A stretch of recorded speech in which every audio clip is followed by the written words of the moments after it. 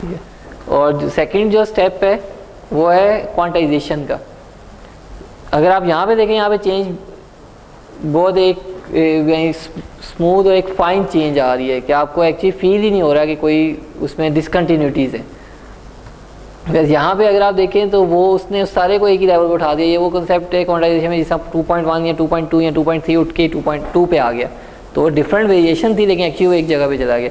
तो नॉर्मली जब आप लो रेजोल्यूशन ये कम साइज़ की ये हम वीडियोज़ या ये मूवीज़ डाउनलोड कर रहे होते हैं और उसमें फिर हमें ब्लॉब से फील होते हैं कि अच्छा अगर कार एक फास्ट मूविंग कार है और वो उसके साथ साथ ही हमें लगता है कि पिक्सल ही खुद भी चलती जा रही हैं, तो एक्चुअली वो यही है कि आपके पास नंबर ऑफ़ सैम्पल्स और नंबर ऑफ़ जो ग्रे लेवल्स थे वो कम है, और आप उसको वो इंस्टेड के वो एक्चुअल रिप्रेजेंटेशन करता, वो आपके पास सारे के सारे को एक ही जैसी वैल्यू से साइन कर रहे। तो ये दोनों फैक्ट्स थे जो हमने लास्ट टाइम देखे। अगेन इसके ऊपर भी वो फैक्ट शो किया हुआ है। तो हमारे पास जो एक्चुअली पे ये आता है कि जो यहाँ मैं कह रहा था कि साइज़ जो है वो m cross n into k है। तो अगर मेरे पास एक 1024 इंटू 1024 का इमेज है, ठीक है, मीन्स 2⁻10 इंटू 2⁻10 पिक्सल्स हैं, तो 2⁻20 पिक्सल्स हैं उसके अंदर। और जो है वो अगर उसमें सिंपल वो आप कर दो कि 8 बिट्स पर पिक्सल थी वो, तो आपका ये 8 MB का इमेज बन रहा है ऑलमोस्ट जो है। तो वो आप उसको कहते हो कि आपके पास 2⁻20 पिक्सल्स हो गए, हर पे 8 पड़ा हुआ है साथ, तो 8 आ रहा है और साथ वो 2⁻21 MB बन रहा है आपका, तो 8 MB टोटल बन रहे हैं। तो आप उससे स्टोरिंग साइज़ निकाल सकते हो। तो ये हमने लास्ट टाइम कवर किया था इसका जो भी था। ये चैप्टर 1 ही, ये चैप्टर 2 चल रहा है, तो उसी का ही हम आगे कंटिन्यू करते हैं अभी।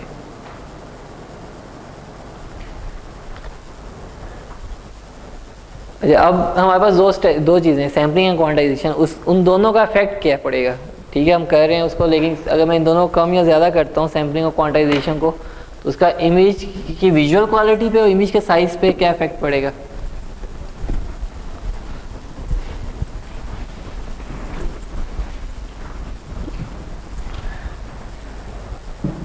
हम जब इमेज कंप्रेशन करेंगे उसमें हम एक्चुअली एल्गोरिथम्स देखेंगे कंप्रेशन के एल्गोरिथम्स क्या हैं। वैसे एक बहुत सिंपल सा वे जो होता है इमेज कंप्रेशन करने का, वो ये होता है कि आप उसमें से पिक्सल्स को ड्रॉप यानी उसकी डेसिमेशन कर दो ना उसकी, आप उसकी जैसा नॉर्मल सिग्नल में डेसिमेशन करते हुए आप क्या कर रहे होते हो कि हर नेक्स्ट सैंपल को ड्रॉप करते जा रहे होते हो। तो इसमें भी वही है कि आप इसको डेसिमेट कर सकते हो कि आप नंबर ऑफ सैंपल्स कम कर सकते हो। फॉर एग्जांपल मेरे पास 1024 इंटू 1024 का इमेज था, और मैं क्या करता हूँ, मैं उसमें से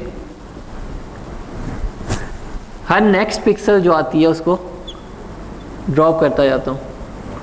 तो वो यही काम रो वाइज हुआ और ये काम कॉलम वाइज होगा क्योंकि 2 डायमेंशनल है। तो ये 1024 इंटू 1024 से 512 इंटू 512 पे आ जाएगा, तो उसका जो साइज़ है वो कम हो गया। अच्छा, आप ये जो काम हम कह रहे हैं किस तरह, अगेन जो डेसिमेशन इंटरप्रेशन का कॉन्सेप्ट था सिग्नल प्रोसेसिंग के अंदर, वो other than A to D conversion और D to A कन्वर्जन के अलावा आता होता है।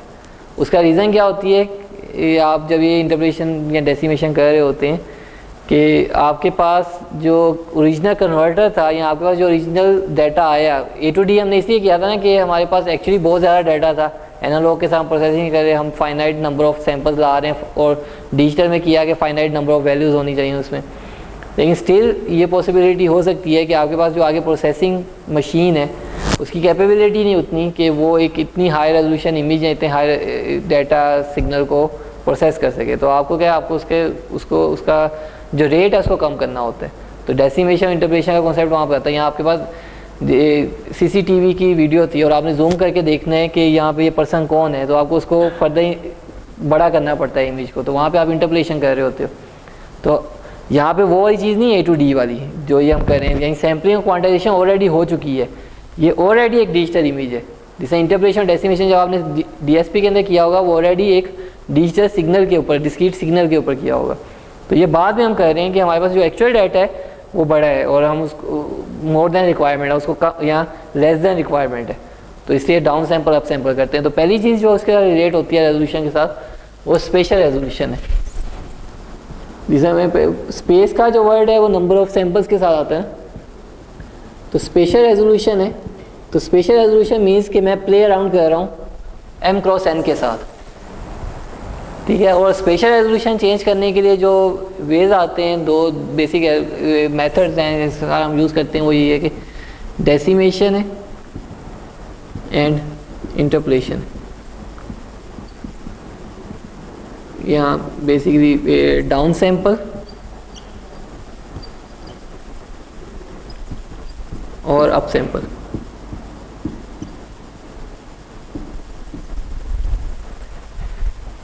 ठीक है, तो अगर यही हम जो सैम्पलिंग का कॉन्सेप्ट है, यही डाउन सैंपल अप सैंपल वाला, वो स्पेशल रेजोल्यूशन पे इफेक्ट करता है कि जो इमेज का इस तरह विजुअल साइज एक नज़र आ रहा होता है वो कम या ज़्यादा हो रहा होगा।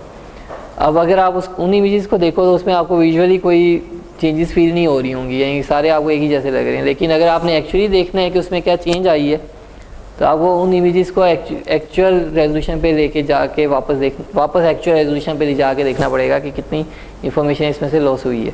या आपके पास जब कोई इमेज आता है, जिस तरह हम मोबाइल पे कर रहे होते हैं, मोबाइल पे हमें सारी इमेज सही नज़र आ रहे हैं क्योंकि वहाँ पे उतनी रेजोल्यूशन इनफ है कि हम देख रहे हैं। लेकिन अगर वही हम उठा के अपने इस पे डेस्कटॉप पे लेके जाएंगे या एक बड़ी स्क्रीन पे लेके जाएंगे तो वो हमें डिस्टॉर्टेड फील होगा क्योंकि वो उतनी रेजोल्यूशन का नहीं है।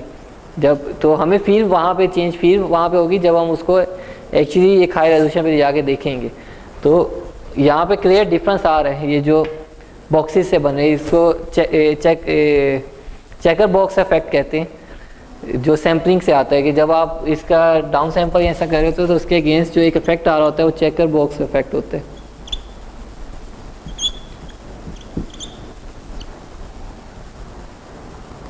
क्या होगा, इस तरह बॉक्सेस से बनने शुरू हो जाते हैं।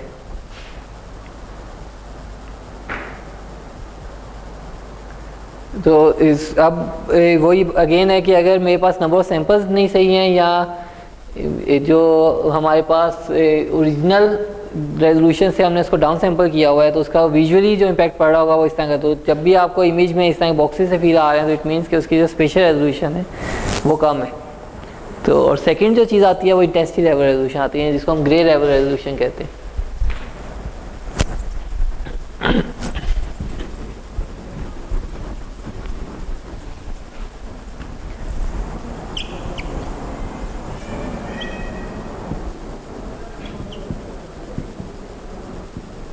इंटेंसिटी लेवल या ग्रे लेवल रेजोल्यूशन है। अब ये वो नंबर ऑफ बिट्स के साथ लिंक करती है। इसके अंदर जो एक्चुअली जो पैरामीटर आता है स्टोरिंग साइज का वो के आता है। टोटल स्टोरिंग साइज था m क्रॉस n इंटू के। तो सैम्पलिंग के साथ हम प्ले अराउंड कर रहे हैं या स्पेशल रेजोल्यूशन के साथ तो m क्रॉस n को वेरी कर रहे थे। तो m क्रॉस n को भी वेरी करें तो साइज़ तो कम हो रहा था ना, कि आपका जो 1024 इंटू 1024 इंटू 8 था वो अब 512 इंटू 512 इंटू 8 हो गया। तो टोटल साइज़ उसका कम हो गया ना। तो दूसरा एक वे जो है एक नॉर्मल साइज़ रिड्यूस करने का, या आपने वैसे अगर इमेज का कोई नंबर ऑफ बिट्स को रिड्यूस करना है वो आता है क्वांटाइजेशन के साथ या नंबर ऑफ बिट्स के साथ, जो के है कि हम इंस्टेड के 8 बिट्स पर पिक्सल यूज़ करें, उसकी वजह हम less number of bits use करते हैं जो के था। अब उसका इफेक्ट क्या नज़र आएगा, वैसे क्या होना चाहिए इफेक्ट उसका?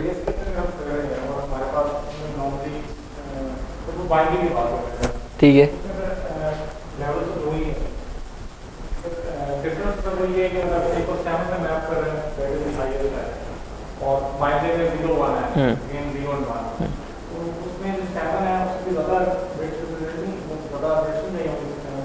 बिल्कुल। देखिए बाइनरी जो है, बाइनरी में इंफॉर्मेशन नहीं है आपके पास।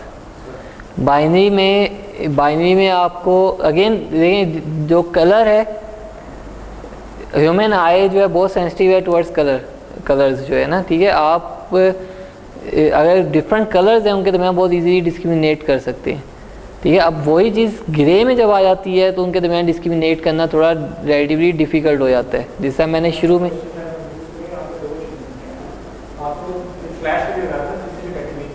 मुझे वो वहाँ पे, मैं वहीं पे आ रहा हूँ ना, अब वहीं पे आ रहा हूँ मैं, वो जो है जो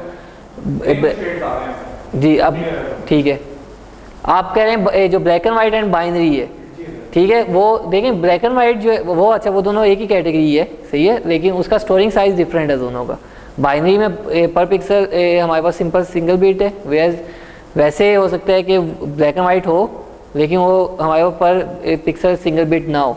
तो उसमें ये नहीं है कि वो जो इन्होंने पहले क्वेश्चन किया था उसमें मैं ये कह रहा जब आप जनरेट कर रहे हो बाइनरी इमेज या black and white image generate कर रहे हो तो हम नॉर्मली लॉजिकल इमेज ही जनरेट करते हैं जो 0 और 1 होता है, लेकिन आपका एक्चुअल ग्रे इमेज भी बाइनरी ब्लैक एंड वाइट नज़र आ सकता है आपको कि उसके अंदर शेड्स ही वैसे थे जब अक्वायर कर रहे थे आप, या जब आप मूवी देख रहे हैं कोई है तो उसमें जो सीन आया उस सीन में है ही 2 लेवल्स इस वक्त, ठीक है। तो आप उसको सिंगल बिट क्यों नहीं कर रहे हो, क्योंकि एक्चुअली वो ब्लैक एंड वाइट आपकी रिक्वायरमेंट नहीं थी, वो तो अचानक से कंडीशन ऐसी है जहाँ पे वो ब्लैक एंड वाइट बना है, सही है। अगर जब आप खुद से ब्लैक एंड वाइट बना रहे हैं ऐसा करें तब हम उसको सिंगल बिट ही नॉर्मली कर रहे होते हैं कि 0 और 1 ही है उसका, ठीक है। तो वो और एक और मैटलैब के साथ एक और जब आप कर रहे होगे तो एक आता है कि हम 8 बिट पर पिक्सल वाला भी बाइनरी इमेज बना रहे होते हैं, वो कई दफ़ा उसके अंदर जो आ रहा होता है ये डाटा टाइप्स का इशू आ रहा होता है, क्योंकि आपको सेम डाटा टाइप्स को मल्टीप्लाई करना पड़ता है ऐसा। तो बाकी सारे यूनिट 8 चल रहे होते हैं तो यूनिट 8 के साथ वो कई दफ़ा आपको यूनिट 8 ही मांगेगा अनसाइंड इंटीजर, तो आपको बाइनरी को भी आपको ब्लैक एंड वाइट को भी 8 बिट पर पिक्सल ही लेना पड़ेगा, लेकिन होगा ब्लैक एंड वाइट।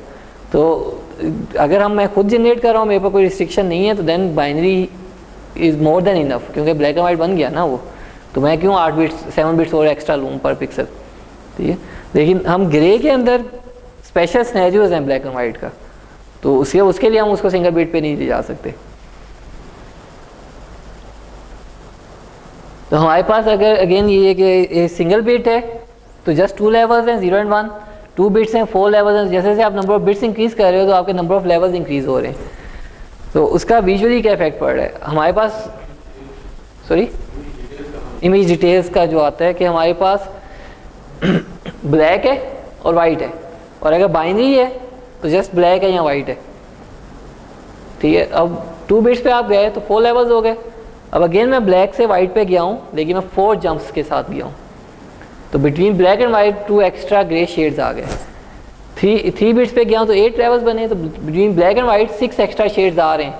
तो वो जो जंप्स थे वो जंप छोटे होते हुए जा रहे हैं, ठीक है। तो डिटेल फाइन होती जा रही है। तो जो हमने क्वांटाइजेशन का शुरू में अभी दिखाया कि क्वांटाइजेशन से एक्चुअली वो स्मूथ जो थी यूनिफॉर्म एक चीज़ जो थी वो नॉन यूनिफॉर्म हो जाती है, तो उस चीज़ को यानी उस एरर को कम कर सकते हैं हम by increasing the number of bits और by increasing the number of quantisation levels जो होते हैं। तो यहाँ पे अगर आप देखें तो यहाँ पे ऑलमोस्ट स्मूथ है कि इंटेंसिटीज़ 2 कंसेक्टिव इंटेंसिटीज़ के दरमियान आपको वेरिएशन फील नहीं हो रही है, वो बहुत स्मूथ वेरिएशन चल रही है। तो वो चीज़ जो है नंबर ऑफ बिट्स इंक्रीज़ करने से ये इफेक्ट पड़ता है। और इमेज पे किस तरह, अब अगर आप इस इमेज को इसका ये जो स्कल वाला एरिया यहाँ वाला इसको अगर देखें यहाँ पे आपको कोई वेरिएशन फील नहीं हो रही है, ऑलमोस्ट स्मूथ है। कि अगर आपको मिडल वाला रीजन बहुत ब्राइट भी फील हो रहा है और थोड़ा सा वो रिलेटिव कम है तो कहीं पे आपको फील नहीं हो रहा कि कोई एज है या कोई डिसकंटिन्यूटी है। वैसे यहाँ पे अगर आप देखते हैं तो यहाँ पे आपको ये 4 डिफरेंट लेवल्स नज़र आ रहे हैं, ये अंदर वाला फिर उसके बाहर वाला फिर उसके बाहर और फिर उसके बाहर। तो डायरेक्ट जंप फील हो रहा है ना आपको कि एक इंटेंसिटी है उसके बाद वो कोई उससे रिलेटिवली थोड़ी कम इंटेंसिटी है, तो वो जंप फील, इसको फॉल्स कंटूरिंग कहते हैं। जो इसकी वजह से एक आता है कि आपके पास इमेज में फॉल्स कंटूर्स बन जाते हैं, फॉल्स एजेस बनते हैं। जब नंबर ऑफ ग्रे लेवल्स जो हैं वो रिक्वायर्ड ग्रे लेवल्स नहीं हैं तो वो उसकी डिटेल्स कम हो रही हैं, और सेकेंडली जो है उसमें आपको अननेसेसरी एजेस फील होना शुरू हो जाते हैं।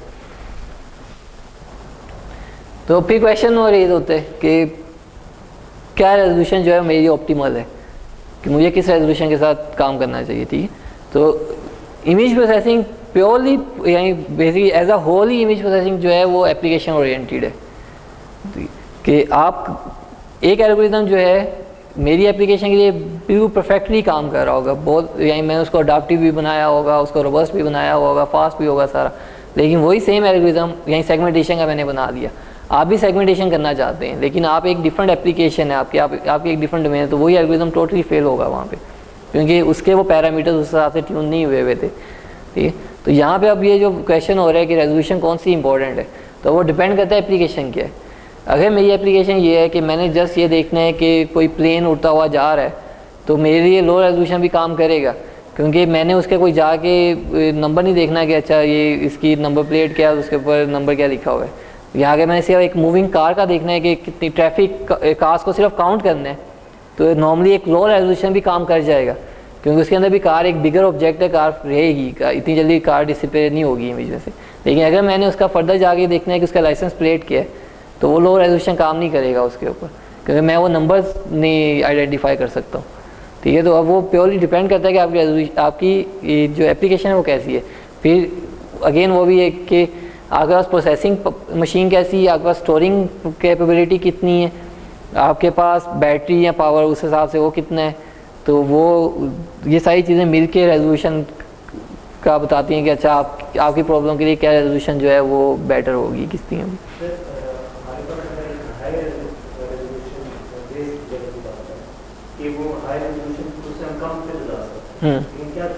बिल्कुल, जो मैंने वो सीसीटीवी की एग्जांपल आपको दी ना, तो आप देखें आपके पास सीसीटीवी आ रहा है और आप उसमें आपको ऑब्जेक्ट बहुत छोटा सा नज़र आ रहा होता है और वो एक्चुअली बहुत ही लो रेजोल्यूशन सही होता है कि कोई है तो, लेकिन उसको जूम करके इवन के आइडेंटिफाई कर लेते हैं तो वो एक्चुअली स्मॉलर ऑब्जेक्ट को आप बिगर बना रहे होते हैं, तो वो इंटरपोलेशन होती है ना। दो चीज़ें थी जी, वो असल में ग्रे लेवल में क्या होगा, ग्रे लेवल में ग्रे लेवल्स ही जनरेट होंगे। कलर में आपका कलर की इंफॉर्मेशन है तो आप कलर जनरेट करा सकते हो। तो जो अप सैम्पलिंग है, अप सैम्पलिंग यही है, ठीक।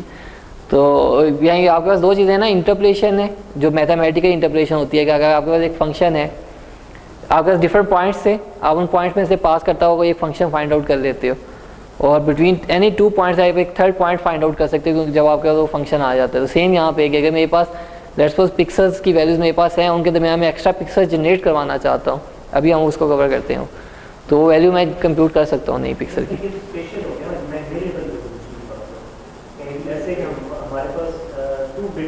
अच्छा नहीं, लेकिन लास्ट टाइम मैंने एक चीज़ बोली थी आपको कि जो क्वांटाइजेशन एरर है वो इरिवर्सिबल होता है, ठीक है, क्योंकि उसमें ट्रंकेशन हो चुकी हुई होती है। तो वो ही नहीं, मैं इमेजेस समझ रहा था आप जो कह रहे थे, ठीक है। जो क्वांटाइजेशन एरर है वो इरिवर्सिबल है, वो नहीं दोबारा आ सकता उस तरह से। लेकिन आप स्टिल कुछ ना कुछ स्मूथनेस अचीव, या जिस तरह ये पिछले वाले मैंने कल वाले इमेज दिखाए थे, यहाँ पे कुछ ना कुछ आप स्मूथनेस अचीव कर सकते हो, लेकिन आप 100% रिकवर नहीं कर सकते हो इमेज को बिल्कुल उस तरह। तो हमारे पास अच्छा ये अब रीसाइजेस में जो पहली चीज़ थी स्पेशल रेजोल्यूशन का, तो उसके साथ दो चीज़ें थी, डेसिमेशन और इंटरपोलेशन।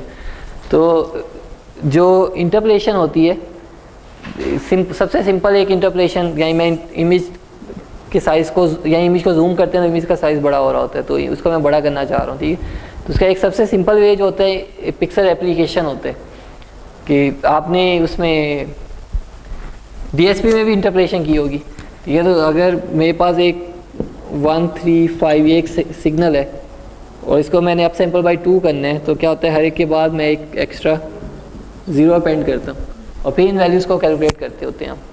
तो एक्चुअली यहाँ पे आता है कि एल्गोरिथम क्या है आपका, क्योंकि ये स्पार्स डाटा बन जाता है जब आप स्मॉल से बड़े पे जा रहे हो, आपके पास बहुत सारी अननोन इन्फॉर्मेशन है और वो अननोन इन्फॉर्मेशन को आप फिर कैसे करते हो।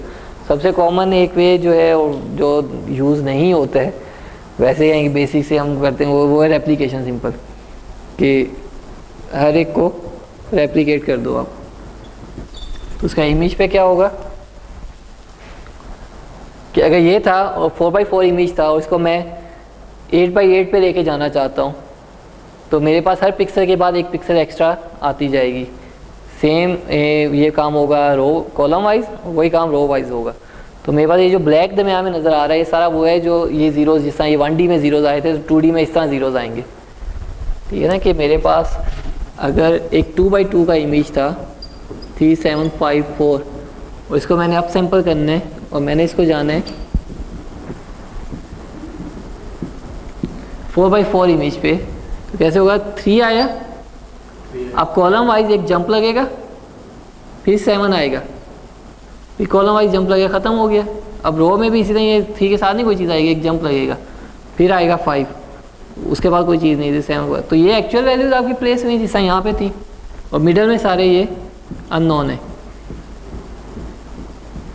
अब पिक्सल एप्लीकेशन क्या करेगी, इन्हीं को ही रेप्लिकेट कर देगी, तो आपको वही जो पिक्सल है वही बड़ी हुई फील होना शुरू हो जाएगी, सिंपल एप्लीकेशन जो करता है वो, ठीक है। तो इसीलिए जब हम यहीं नॉर्मली कई दफ़ा आप जूम करते जाते हो तो आपको वो जो है बॉक्सी सा फील होना शुरू हो जाता है, तो एक लिमिट है उसकी जहाँ तक वो आपको दिखा सकता है, ठीक है। तो बाद में आपको एक्स्ट्रा पिक्सल फील होना शुरू हो जाती है, ये नहीं कि वो रेप्लिकेशन कर रहा होता है, नॉर्मली वो बाइलिनियर इंटरपोलेशन का एक जो है अभी हम आगे देखते हैं उसको, वो एक कॉमनली यूज इंटरपोलेशन टेक्निक है, तो वो उसको यूज़ कर रहे होते हैं।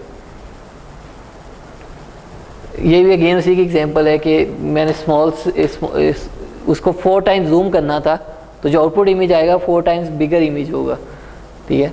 और उसके अंदर आपका क्या होगा, हर जो एक्चुअल पिक्सल्स थी उन हर पिक्सल्स के दरमियान 3 जीरोज आएंगे। जैसे आप सैम्पल बाय 4 कर रहे हो तो -1 होते हैं, जीरोज आते हैं उस पर ना, ठीक है। तो वो उतने मिडल में, यानी आपकी एक्चुअल जो पिक्सल्स हैं वो इतने इतने गैप के बाद आएंगी, हर एक के दरमियान 3 का गैप है, और मिडल में अननोन है। जितना भी ये ब्लू लाइट ब्लू नज़र आ रहा है वो सारा अननोन रीजन है। तो उसको हम अगर जनरेट कर रहे हैं बाय पिक्सल एप्लीकेशन ये सब, तो आपका यहाँ पे जहाँ पे रेड डॉट्स नज़र आ रही हैं एक्चुअल पिक्सल्स हैं, और वही पिक्सल बाकी सारे बॉक्स के ऊपर रिपीट कर दी गई है। वही पिक्सल सारे बॉक्स के ऊपर रिपीट, जिस तरह पीछे लाइट ब्लू जो नज़र आ रहा था वो एम्प्टी था, तो सिर्फ रेड डॉट वाली जगह पे वैल्यू थी, उसको रिपीट कर दिया आपने, तो वो बॉक्सेस से बन गया आपके पास। फिर हमारे पास जो चीज़ें वो है नियरेस्ट नेबर इंटरप्रिटेशन का, जो यानी नॉर्मली जो है नियरेस्ट नेबर भी काम कर जाता है आपका, वैसे वो भी ठीक है कि आप एवरेज से ही कर लेते हो, लेकिन बाइलिनियर जो है बाइलिनियर रेडिटिव सही है, और बाई क्यूबिक उससे आ गया है। जैसा इसमें जो न्यूमेरिकल एनालिसिस है, न्यूमेरिकल एनालिसिस में क्यूबिक सप्लाइंस वगैरह पड़ी होती हैं, इंटरपोलेशन की टेक्निक्स, डिफरेंट इंटरपोलेशन की टेक्निक्स हमने मैथ्स में की हुई होती हैं, वही सही एप्लीकेबल है यहाँ पे। क्योंकि बात वही है कि हमारे पास डाटा पॉइंट्स हैं और हमने उनके मिडल के डाटा पॉइंट्स निकालने हैं, तो उस डाटा पॉइंट पे हम कितनी बेस्ट या कितने हायर ऑर्डर की कर्व को फिट करता हूँ, और उससे मैं कितना भी मिडल वाली चीज़ फाइंड आउट करता हूँ।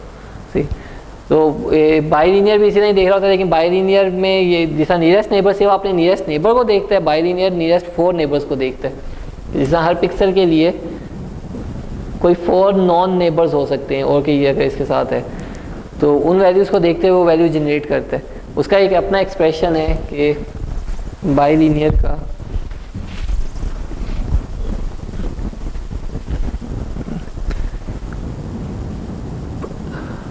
एफ ऑफ यू भी अगर है तो A X plus B Y plus C X Y plus G, इसमें ए बी सी ए और A plus D, A B C D जो है ये 4 अननोन है, ठीक है। आप क्या करते हो इसको, और यू वी वो एफ ऑफ यू वी, हाँ एफ ऑफ यू वी वो नई वैल्यू है जहाँ पे आप वैल्यू फाइंड आउट कर रहे हो, ठीक है। तो इसमें फॉर एग्जांपल मैंने इस पॉइंट के ऊपर वैल्यू फाइंड आउट करनी है जो अननोन है, तो उसके नियरेस्ट 4 में वैल्यूज देखता हूँ कि वो कहाँ पे जो नॉन है, बाकी तो अभी 0 थी ना सारी, ठीक है। तो ये क्या करेगा, ये इसमें, और आपके पास अब आप पहले इस पॉइंट के लिए कह रहे हो, तो इसके अंदर होगा, सॉरी यहाँ पे भी एक्स वाई होगा, ये एक्स वाई, पहले आप इसको करोगे एफ ऑफ 1,1 के लिए, क्योंकि 3 पड़ा हुआ है 1,1 के ऊपर, तो ये A1 plus B1 plus C1 1 plus D, तो ये F11 हमें नॉन है 3, तो A plus B plus C plus D, ये एक इक्वेशन बनी। तो इससे हमारे पास टोटल 4 इक्वेशंस बनेंगी। ये तो इस पॉइंट के लिए बनी ना, 4 नियरेस्ट पॉइंट उठा रहे हैं ना, तो 4 इक्वेशंस बनेंगी, 4 लीनियर इक्वेशंस बनेंगी। उन 4 लीनियर इक्वेशन को सेट ऑफ लीनियर इक्वेशन से अगर हम उसका सॉल्व करें उनको कम इकट्ठा, तो वो चारों अननोन जो है, जो ए बी सी डी है, वो फाइंड आउट हो जाएंगे।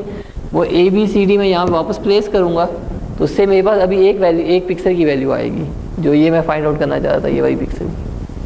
ये इस तरह ये सारा आगे आगे चलता है। तो इंटरप्रिटेशन ऑलवेज जो होता है वो काफ़ी एक कंप्यूटेशनली एक्सटेंसिव प्रोसेस होता है। जैसा ऑन पेपर भी अगर आपने बाई क्यूबिक या क्यूबिक सप्लाइंस को सॉल्व किया हो, तो वो काफ़ी एक्सटेंसिव एक प्रोसीजर होता है जिसको आपको करना पड़ता है।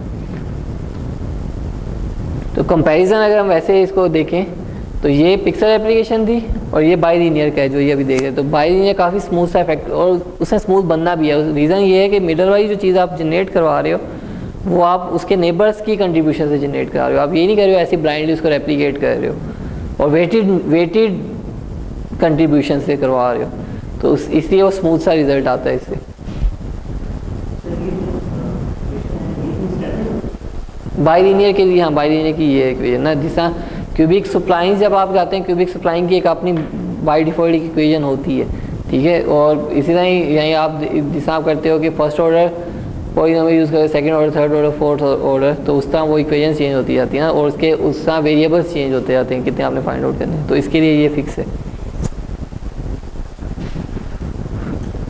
हमने शुरू में बात की थी लास्ट टाइम, आज तो मैंने स्किप किया, कि जो डिजिटल कैमराज में आपके बाय फिल्टर वाली हमने बात की थी लास्ट टाइम, कि आपके red, green and blue wavelengths के लिए होते हैं कि कौन सा रेड को पास करेगा, कौन सा ब्लू को पास करेगा, कौन सा ग्रीन को पास करेगा। उसमें मिडल में अननोन वैल्यूज थी लास्ट टाइम जब हमने इसको देखा था। तो यहाँ पे भी इंटरपोलेशन एक्चुअली अप्लाई होती है कि ये वैल्यूज़ जनरेट कैसे होनी है। तो ये वैल्यूज से एक्चुअली जनरेट होकर ये पूरे की पूरी जो ग्रिड बनती है हमारी, वो पूरी आती है जनरेट। जो डिजिटल इमेजेस होते हैं उस पर नॉर्मली एक बेयर या बायर फिल्टर लगा हुआ होता है कि वो जो वेवलेंथ्स आ रही होती हैं, कुछ ग्रीन को पास करते हैं, कुछ रेड को, कुछ ब्लू को, और नीचे जो हमारे पास पूरी ग्रिड होती है, पिक्सल ऑफ ग्रिड है काइंड ऑफ, तो उसमें कुछ लोकेशन ग्रीन के लिए फिक्स होती हैं, कुछ ब्लू के लिए फिक्स होती हैं, कुछ रेड के लिए। ग्रीन के लिए हमेशा more than blue and red होती है, क्योंकि ह्यूमन आई के बारे में किया गया है कि वो रेड चैनल, जो रेड वेवलेंथ्स हैं उसकी तरफ ज़्यादा सेंसिटिव है, वो ज़्यादा जो ग्रीन है, ग्रीन की तरफ ज़्यादा सेंसिटिव है, इसलिए ग्रीन का कंपोनेंट ज़्यादा डाला जाता है उसमें। तो मिडल में ये अननोन होती हैं, तो वहाँ पे भी एक तरह बाई डिफ़ॉल्ट ना, वो जो आपका कैमरा होता है, आपका कैमरा भी एक इंटरपोलेशन कर रहा होता है दरमियान में, तो फिर वो एक चीज़ जो डिजिटल इमेज आ रहा होता है वो बन के आ रहा होता है। ये इंपॉर्टेंट चीज़ है जो अब हमने करना है, और ये सारा आगे यूज़ होना है इमेज में। यहाँ तक सारा एक तरह काइंड ऑफ फंडामेंटल ये सारा बेसिक चीज़ें हैं, मे भी आगे काम आए या ना आए हमारे, लेकिन ये सारी चीज़ें जो है इसके ऊपर आगे बिल्ड होने हमारे सारे एल्गोरिथम्स।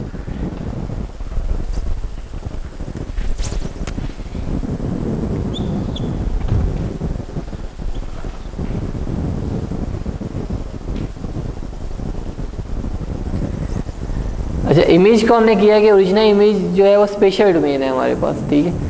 और उसमें हमने पहले भी किया कि एक तो रो वाइज हम एक्स लेते हैं और कॉलम वाइज हम वाई ले रहे होते हैं, ठीक है। तो जो भी हमारी करंट पिक्सल है, जो अंडर कंसिडरेशन पिक्सल है, उसको हम अज्यूम करते हैं कि वो अभी करंट एक्स वाई है। ये जैसा है कि अगर वो एल्गोरिथम्स हम कर रहे हैं, प्रोग्रामिंग कर रहे हैं, तो लूप आपकी जहाँ पे पहुंची होती है वो करंट आई और जे की वैल्यू होती है, यहाँ एक्स वाई की करंट वैल्यू होती है। तो आप जिस पिक्सल पे खड़े हो वो एक्स वाई है अभी आपका, ठीक है। अभी ये कर क्यों रहे हैं, इसकी रीज़न एक ये है कि इमेज जो है, जो लास्ट टाइम हमने इल्यूजन्स भी देखी थी सर, इमेज में एक पिक्सल की एक्चुअली अपनी कोई ख़ास वैल्यू नहीं है उसको हम देखते हैं with respect to its neighbours, कि उसका लोकल कम्युनिटी क्या है, उसकी ग्लोबल कम्युनिटी क्या है, सारे आती है। तो जो एक मेजर कॉन्सेप्ट आता है इमेज प्रोसेसिंग में, वो नेबरिंग पिक्सल्स का आता है। तो फॉर एवरी पिक्सल उसकी नेबरिंग पिक्सल्स हो सकती हैं कोई, ठीक है।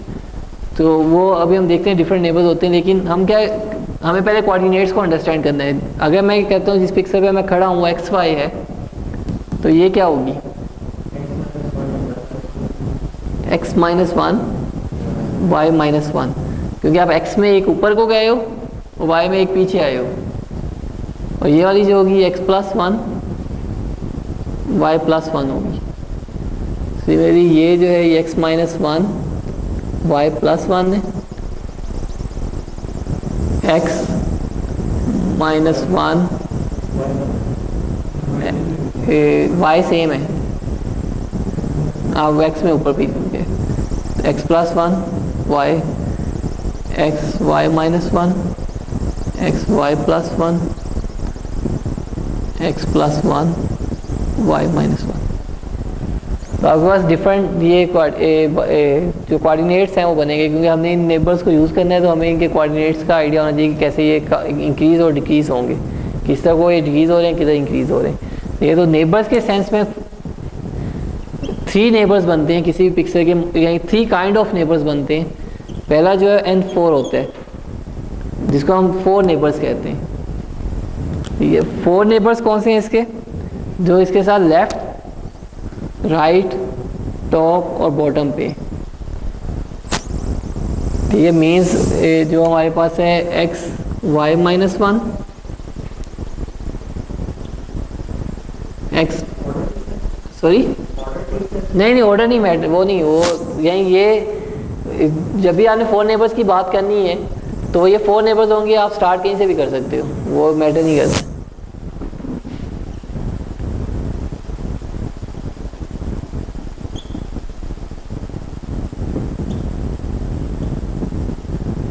ये इसके 4 नेबर्स है इस पिक्सल के, जिस पिक्सल पे हम अभी खड़े हैं उसके 4 नेबर्स ये होंगे।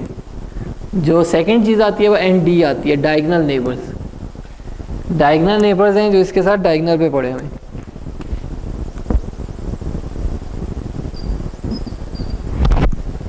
ठीक है, और एट मोस्ट जो एक पिक्सल के नेबर्स हो सकते हैं वो N8 होते हैं, 8 नेबर्स। जिसके डायरेक्ट नेबर हो सकते हैं मैक्सिमम एक पिक्सल के, वही 8 नेबर्स हो सकते हैं, जो ND यूनियन N4 है। ठीक, तो मैक्सिमम एक पिक्सल के आपके पास जो नेबर्स हो सकते हैं वो 8 नेबर्स हो सकते हैं। तो मोस्टली जो एल्गोरिथम्स होते हैं वो 8 नेबर्स को लेके चल रहे होते हैं, लेकिन अगेन ये कॉन्सेप्ट यूज़ होता है कि जो आपका एल्गोरिथम है वो आपने नेबर्स पे लगाना है, 4 नेबर्स पे लगाना है, डायगनल्स पे लगाना है, 8 नेबर्स पे लगाना है, तो इस तरह की टर्म्स आती हैं। तो हमें फिर नेबरिंग का कॉन्सेप्ट जो है वो क्लियर होना चाहिए इसमें। तो 4 नेबर्स डायरेक्टली वो हैं जो टॉप बॉटम लेफ्ट और राइट पे हैं इसके पास। डायगनल नेबर्स हैं जो उसके ऊपर डायगनल 45 - 45 एंगल के ऊपर पड़े हुए हैं। और 8 नेबर्स हैं जो कंप्लीट उसका बनता है N4 और N8 ND। तो ये टोटल इसके पास एक पिक्सल के टोटल जो नेबर्स हमारे पास बन रहे हैं वो 8 नेबर्स बन रहे हैं। अच्छा, अब इस चीज़ की एक एप्लीकेशन है साथ ही जो अभी हम देखेंगे सारा, वो ये है कि फॉर एग्जांपल मेरे पास बाइनरी इमेज है, ये लेट्स सपोज, ठीक है, ब्लैक एंड वाइट इमेज है ये। अब इसके अंदर 3 ऑब्जेक्ट्स हैं इस वक्त पड़े हुए, एक स्क्वायर है, ट्राइंगल है, सर्कल है। ठीक है, तो सबसे पहले जो एक चीज़ होती है, या ये चीज़ तो बाद में आपने निकालना है कि ये स्क्वायर है, ट्राइंगल है या सर्कल है। पहले जो चीज़ इंपॉर्टेंट है वो ये देखने वाली है कि इसमें एक्चुअली ऑब्जेक्ट हैं कितने। इमेज में हम ऑब्जेक्ट कहते हैं हर डिफरेंट डिसकनेक्टेड जो पिक्सल्स हैं, या जिस तरह अगर इसको देखो, इसकी जो पिक्सल्स हैं और जो इनकी पिक्सल है आपस में कनेक्टेड नहीं है, या इनका आपस में लिंक नहीं है, कोई कनेक्टिविटी को भी हम देखते हैं। लेकिन इस की क्या प्रॉपर्टी है कि इसकी सारी पिक्सल्स आपस में लिंक्ड है। इसके अंदर जितने भी वंस हैं वो सारे वंस आपस में लिंक्ड हैं, लेकिन इसके वंस और इसके वंस आपस में लिंक्ड नहीं है। तो फिर एल्गोरिथम है, अभी हम देखते हैं कनेक्टिविटी का जो है, जिसकी बेस पे एक्चुअली हम ये पहले आइडेंटिफाई कर सकते हैं कि इमेज के अंदर टोटल नंबर ऑफ ऑब्जेक्ट्स कितने हैं। तो उसके लिए जो प्रॉपर्टी यूज़ होती है वो पिक्सल्स की आपस में लिंकिंग का यूज़ होता है, पिक्सल्स का आपस में कनेक्शन का यूज़ होता है कि वो कनेक्टेड है या नहीं है। तो कॉन्सेप्ट हमारे पास जो आता है वो कनेक्टिविटी का आता है। तो 2 पिक्सल्स P एंड Q, कोई सी भी 2 पिक्सल्स हो सकती हैं वो P एंड Q, यानी लेट्स सपोज P इधर पड़ा हुआ है और Q ये पड़ा हुआ है। तो कोई सी भी 2 पिक्सल्स P एंड Q, लाजमी नहीं कि वो आपस में नेक्स्ट वाली ही हो, वो कहीं और भी पड़ी हो सकती है, तो वो कनेक्टेड होंगी if they are adjacent in some sense. Adjacency क्या होती है वो अभी हम देखते हैं, वो वाली चीज़। दो या कंपोनेंट, 2 उसके कंडीशंस हैं। नंबर 1, P एंड Q के जो ग्रे लेवल्स आते हैं, जो उसकी वैल्यूज़ हैं वो किसी एक सेट में से होनी चाहिए। जैसा बाइनरी इमेज अगर है तो वो दोनों 1 होनी चाहिए, तभी कनेक्टेड होंगी। ठीक है, और 1 या 0, ज़ीरोज़ आपस में कनेक्टेड होते हैं, 1 आपस में कनेक्टेड होते हैं। और अगर ग्रे इमेज है तो ग्रे इमेज मीन्स वो किसी ना किसी क्राइटेरिया ऑफ सिमिलैरिटी को फॉलो करना चाहिए उसको। ये पहली कंडीशन है किसकी, और सेकंड वो है कि वो आपस में एडजेसेंट होनी चाहिए किसी तरह। अब एडजेसेंसी क्या होती है, हम कनेक्टिविटी की तरफ ऐसे चलते हैं अभी किस तरह ना सर। तो कनेक्टिविटी में हमारे पास again different types of connectivity है।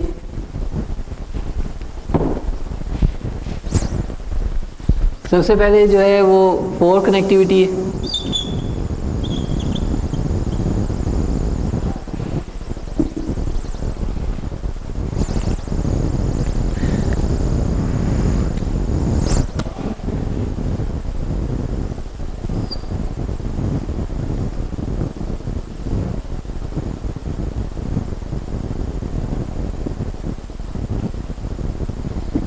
अगर फॉर एग्जाम्पल मेरे पास ये इमेज है और अभी हमने किया कि 2 पिक्सल्स जो हैं वो आपस में कनेक्टेड होंगी। नंबर 1 वो किसी क्राइटेरिया को फॉलो कर रही हो, सेकेंडली वो एडजेसेंट हो।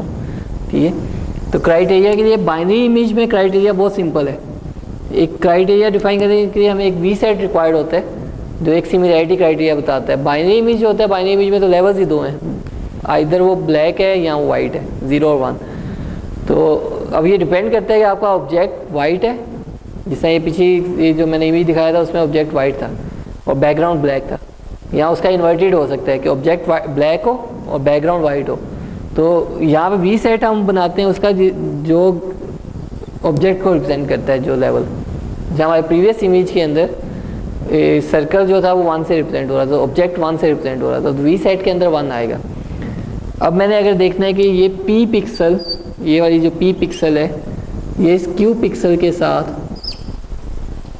4 कनेक्टेड है या नहीं है, ठीक है। तो हमने P से Q तक किसी तरह जाना है, और अगर हम वहाँ तक पहुँच जाते हैं तो इट मीन्स के दोनों आपस में कनेक्टेड होंगे। तो आप क्या करोगे कि P के लिए हम 4 कनेक्टिविटी देख रहे हैं, तो जो इनिशियल स्टेप्स है उसके 4 नेबर्स जो होंगे वो 4 नेबर्स हम देखेंगे, ठीक है। अगर 4 नेबर्स में से कोई भी वैल्यू उसकी वी सेट में से, ये एडजेंसी हो जाती है। एडजेसेंट जो हम बात करते हैं वो ये करते हैं हम, क्योंकि 4 कनेक्टिविटी देख रहे थे तो हम उसका 4 नेबर्स देख रहे होंगे। पहला क्राइटेरिया है कि उसके एडजेसेंट पिक्सल को देखना है हमने ना, और सेकंड ये कि वी सेट में से होनी चाहिए सिमिलैरिटी को कोई। अगर तो वी सेट में से है कोई तो हम उधर मूव कर जाएंगे, अगर नहीं है तो इट मीन्स कि ये आगे फर्दर नहीं जा सकता। तो इस सिनेरियो में ये नहीं मूव करेगा क्योंकि इसके 4 नेबर्स में से कोई भी इसको 1 नहीं मिला। तो इट मीन्स कि P एंड Q आपस में 4 कनेक्टेड नहीं है, क्योंकि यूजिंग 4 कनेक्टिविटी में P से Q पे नहीं जा सकता। तो P किसी डिफरेंट ऑब्जेक्ट का पार्ट है और Q किसी डिफरेंट ऑब्जेक्ट का पार्ट है, क्योंकि अगर वो कनेक्टेड नहीं है तो इट मीन्स कि वो डिफरेंट ऑब्जेक्ट्स को बिलोंग करते हैं। सेकंड जो कनेक्टिविटी है वो है 8 कनेक्टिविटी।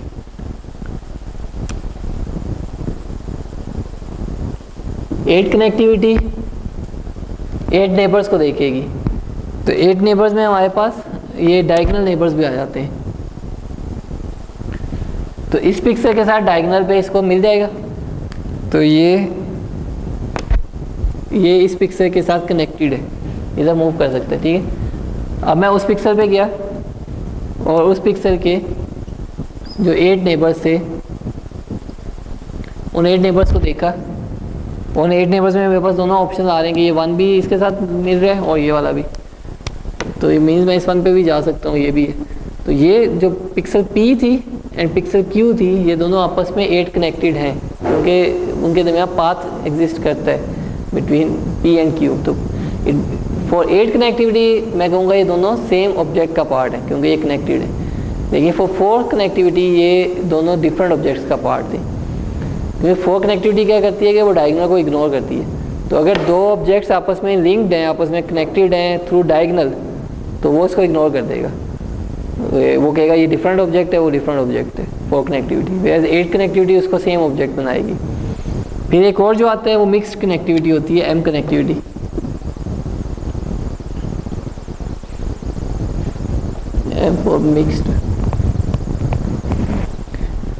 मिक्स्ड क्या करता है कि पहले ये 4 कनेक्टिविटी को देखेगा, जिससे हमने यहाँ पे किया था पहले फर्स्ट पिक्सल के लिए। इसके 4 नेबर्स देखेगा, ठीक है। अगर 4 नेबर्स में उसको मिल जाती है कोई पिक्सल जो वी सेट में से है तो उधर वो मूव कर जाएगा। तो पहला ये है कि उसने N4 देखना है, तो ये 4 कनेक्टिविटी देखेगा। लेकिन अगर वो फेल हो जाती है, जैसे इस सिनेरियो में फेल हुई थी, तो सेकंड स्टेप है वो ND देखता है, डायगोनल नेबर्स को। हमने 3 नेबर्स किए ना, 4, D और 8। तो पहले स्टेप पे उसने 4 को देखा, 4 पे फेल हो गया था। अगर तो 4 पे मिल जाता है तो वो चला जाएगा, वो डायगोनल को नहीं देखेगा, उधर चला जाएगा।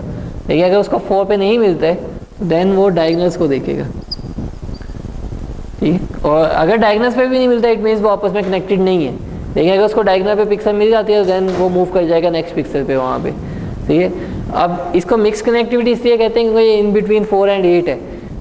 इसका ये जिस तरह अगर आपके जो था 4 कनेक्टिविटी एग्जिस्ट करती है तो मिक्स कनेक्टिविटी एग्जैक्टली वही रिटर्न करेगा जो 4 कनेक्टिविटी का रिजल्ट था। लेकिन अगर 4 कनेक्टिविटी एग्जिस्ट नहीं करती थी और 8 के साथ कोई लिंक था तो मिक्स वो भी फाइंड आउट करके देगा। अब फ़ायदा क्या है इसका, ये थोड़ा सा कंप्यूटेशनली लेस एक्सपेंसिव है एज़ कम्पेयर टू 8 कनेक्टिविटी, क्योंकि 8 कनेक्टिविटी में आपको हमेशा 8 नेबर्स को देखना है। यहाँ पे आप पहले 4 नेबर्स देख रहे हो, अगर आपको सक्सेस मिलती है आप रेस्ट ऑफ 4 को नहीं देखोगे, आप रेस्ट ऑफ 4 को सिर्फ वर्स्ट केस में देखोगे कि जब आपको 4 में नहीं मिला तो फिर बाकी 4 को देख रहे हो आप, उस तरह वो सिनेरियो चल रहा है।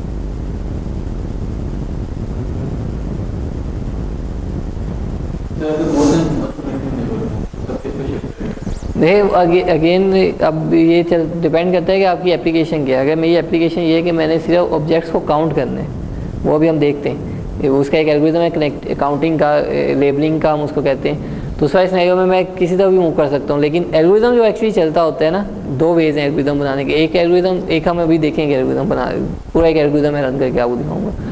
एक ये होता है जो ट्री स्ट्रक्चर बनता है, actually for every node every pixel उसके चाइल्ड बनते हैं। जैसे अगर 8 की मैं बात करूं तो 8 चाइल्ड बनेंगे इसके, ठीक है। ठीक, तो आप ट्रैक रखते हो विजिटेड चाइल्ड का और नॉट विजिटेड चाइल्ड का, चिल्ड्रन का, ठीक है। तो आप विजिटेड पे करते जा रहे हो, अगर आपको कहीं पे नहीं मिला, आपका एक पाथ तो पूरा हो गया ना, तो आप वापस जाओगे जो रिमेनिंग नॉट विजिटेड वाले थे। तो वो एल्गोरिथम की सेंस में आता है कि आप एल्गोरिथम किस तरह बन रहे हो। तो एक एल्गोरिथम हम भी देखेंगे जो रिलेटिवली इससे कम है, ये ट्री वाला नॉर्मली ज़्यादा एग्जॉस्टिव हो जाता है, उसको जिस तरह सर्चेज में होता है, ठीक है।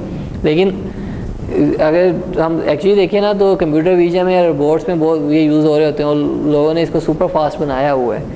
ये नहीं है कि रियल टाइम पे नहीं चलते। आप जो नॉर्मली रोबोट्स में हम देख रहे होते हैं उसके पास एक पूरा जो एक उसका एरिना है या पूरा उसका रीजन है, वो पूरी सर्च स्पेस है ना उसके पास, उसको किस तरह पता चल रहा है किस तरह। तो रियल टाइम पे वो सारा बन रहा होता है, वो सारा वो कर रहे होते हैं। ये रोबो कप वालों की मैं एक वीडियो देखा था, जो हमारी SMME वाले, नस्ट वाले या EME वाले भी कहते, तो वो उनकी सिमुलेशन को मैं देख रहा था। वो रियल टाइम पे एक्चुअली पूरी अपनी फील्ड बनाता है, उसको सर्चेस करता है, वो एक एक नोड को देख रहा होता है। उसके लिए तो हर स्टेप जो है एक नया, हर ब्लॉक जो है एक नया पोजीशन है ना, तो उसने डिसाइड करना है कि मैंने किस पोजीशन पे जाना है। तो बेशक वो देखने को लगती है एग्जॉस्टिव है, लेकिन लोगों ने उसको from algorithm point of view, क्योंकि वो सारा एक अलग डोमेन आ गई ना एल्गोरिथम्स की, हम उसमें तो नहीं अभी जा रहे, तो वहाँ पे उसको किया हुआ है कि कैसे आपने उसको इम्प्रूव करना है। तो ये नहीं है कि वो रियल टाइम पे नहीं चल सकता। 4 कनेक्टिविटी इस तरह, 8 जो है 8 में, अच्छा अब 8 जो है 8 आपको मल्टीपल पास देता है। फॉर एग्जांपल मैंने इस पिक्सल से इस पिक्सल पे जाना था यूजिंग 8 कनेक्टिविटी, तो 8 कनेक्टिविटी में मल्टीपल पास बन रहे हैं। मैं इधर से भी जा सकता हूँ इस पिक्सल पे, यहाँ से भी आ सकता हूँ, डिफरेंट डायगोनल पे भी आ रहे हैं। तो आपके पास 2 पिक्सल मल्टीपल वे में कनेक्टेड हो सकती हैं, सही है। वैसे इन 4 जो है, इन 4 में अगर से क्योंकि अप डाउन लेफ्ट राइट करें तो उतनी ज़्यादा पाथ पॉसिबिलिटीज़ नहीं बनेंगी, लेकिन 8 कनेक्टिविटी रिलेटिवली शॉर्टर पाथ दे देती है आपको। अगर लेट्स सपोज मेरे पास 2 पॉइंट्स हैं इमेज के अंदर, अब एक और मेरी एप्लीकेशन है कि मैं वो करना चाह रहा हूँ, शॉर्टेस्ट पाथ निकालना चाह रहा हूँ, ठीक है। मैं स्टार्ट पॉइंट दिया हुआ, मैंने एंड पॉइंट दिया हुआ है, दरम्यान में वो पूरी मेज़ है, जैसा मेज़ होती है, हम नॉर्मली वो पज़ल है जिसको सॉल्व करना है, ठीक है। तो हम क्या करें, हम कनेक्टिविटी से उस पज़ल को सॉल्व कर सकते हैं। मैं स्टार्ट पॉइंट दे दूँ और मैं एंड पॉइंट दे दूँ, अब वो दरमियान में मूव करता जा रहा है सारे वंस पे, जहाँ पे भी वो टर्मिनेट होता है उसको इग्नोर कर देता है। पीछे जहाँ पे जिस जगह जो आपका क्वेश्चन है, जिस जगह पे एक्चुअली बाइफिकेट कर रहा था, 2 पोजीशंस बन रही थी, यही होता है ना कि मेज़ में जा रहे हो, आपका मल्टीपल ऑप्शन, आप एक को पिक कर लिया, आगे जाके वो ख़त्म हो गया, उसको पता था मैं यहाँ से पिक किया था, दूसरा वापस आता है, उधर से आगे चलते हैं। तो इवेंचुअली आप उसको दे के वो मेज़ को सॉल्व करवा सकते हो सारा, सिंपल इस एल्गोरिथम से कनेक्टिविटी के, ठीक है। तो अब अगर 4 कनेक्टेड भी था और 8 भी था, तो शॉर्टेस्ट पाथ 8 वाला देगा, क्योंकि 4 ने कभी भी डायगोनल पे नहीं जाना। तो डायगोनल पे जब आप मूव करते हो तो देन आपका जो स्टेप्स होते हैं, नंबर ऑफ स्टेप्स रिड्यूस हो जाते हैं। इमेज के सेंस में पाथ लेंथ होती है number of steps, number of pixel जितनी ट्रेवर्स करनी है। यानी जैसा मैंने अगर इस पिक्सल से यहाँ पे जाना है और मैं ऊपर से जा रहा हूँ, तो 1 2 3 एंड 4 स्टेप्स में मैं गया हूँ, 1 2 एंड 3, इधर से मैं सिर्फ 3 स्टेप्स में गया हूँ। तो ये नंबर ऑफ स्टेप्स जो हैं वो आपका उस पाथ लेंथ को बताता है। मिक्स कनेक्टिविटी ये है कि प्रेफरेंस पहले 4 की है, और इफ 4 वो एग्जिस्ट नहीं कर रही है तो देन आप डायगोनल्स पे जाते हो। तो अगर आप देखो जहाँ पे भी इसको 4 मिल रहा है, यही इन 2 के दरमियान 4 था ना, तो इसके दरमियान ये डायगोनल पे नहीं गया, क्योंकि ये दोनों आपस में 4 में थी। लेकिन यहाँ से क्योंकि इसको 4 में, ये 4 पे पाथ नहीं मिल रहा था, तो फिर वो डायगोनल पे मूव किया इधर। यहाँ पे, अब यहाँ से यहाँ पे नहीं जंप किया इसने, क्योंकि उसको वो सीधा वाला मिला पाथ।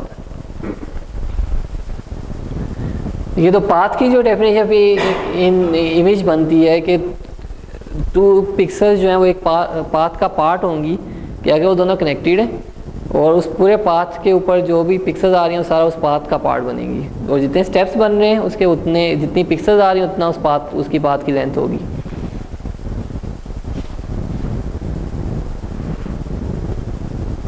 अच्छा, ये छोटा सा काम करते हैं। अभी ये जो हमने किया है, ये किया है फॉर बाइनरी इमेजेस।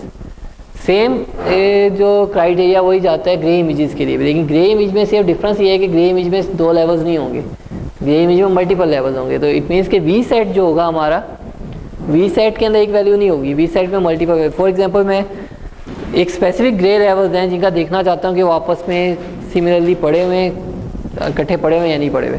तो ये इमेज है फॉर एग्जांपल, मैं देखना चाह रहा हूँ pixel P and pixel Q आपस में 4, 8 या M कनेक्टेड है या नहीं, यूजिंग दिस सेट। ये जो सेट है 4 कनेक्टेड है pixel P and Q using this set. अच्छा, क्या करेंगे हम, यहाँ से स्टार्ट करेंगे, इसके ऊपर रेज हो जाता है ना, ठीक है। अगर इस पिक्सल पे मैं देख रहा हूँ, अब वो मेरे हिसाब से तो उसी के ऊपर बन रहा है, लेकिन जो भी है, अच्छा चलो छोड़ो।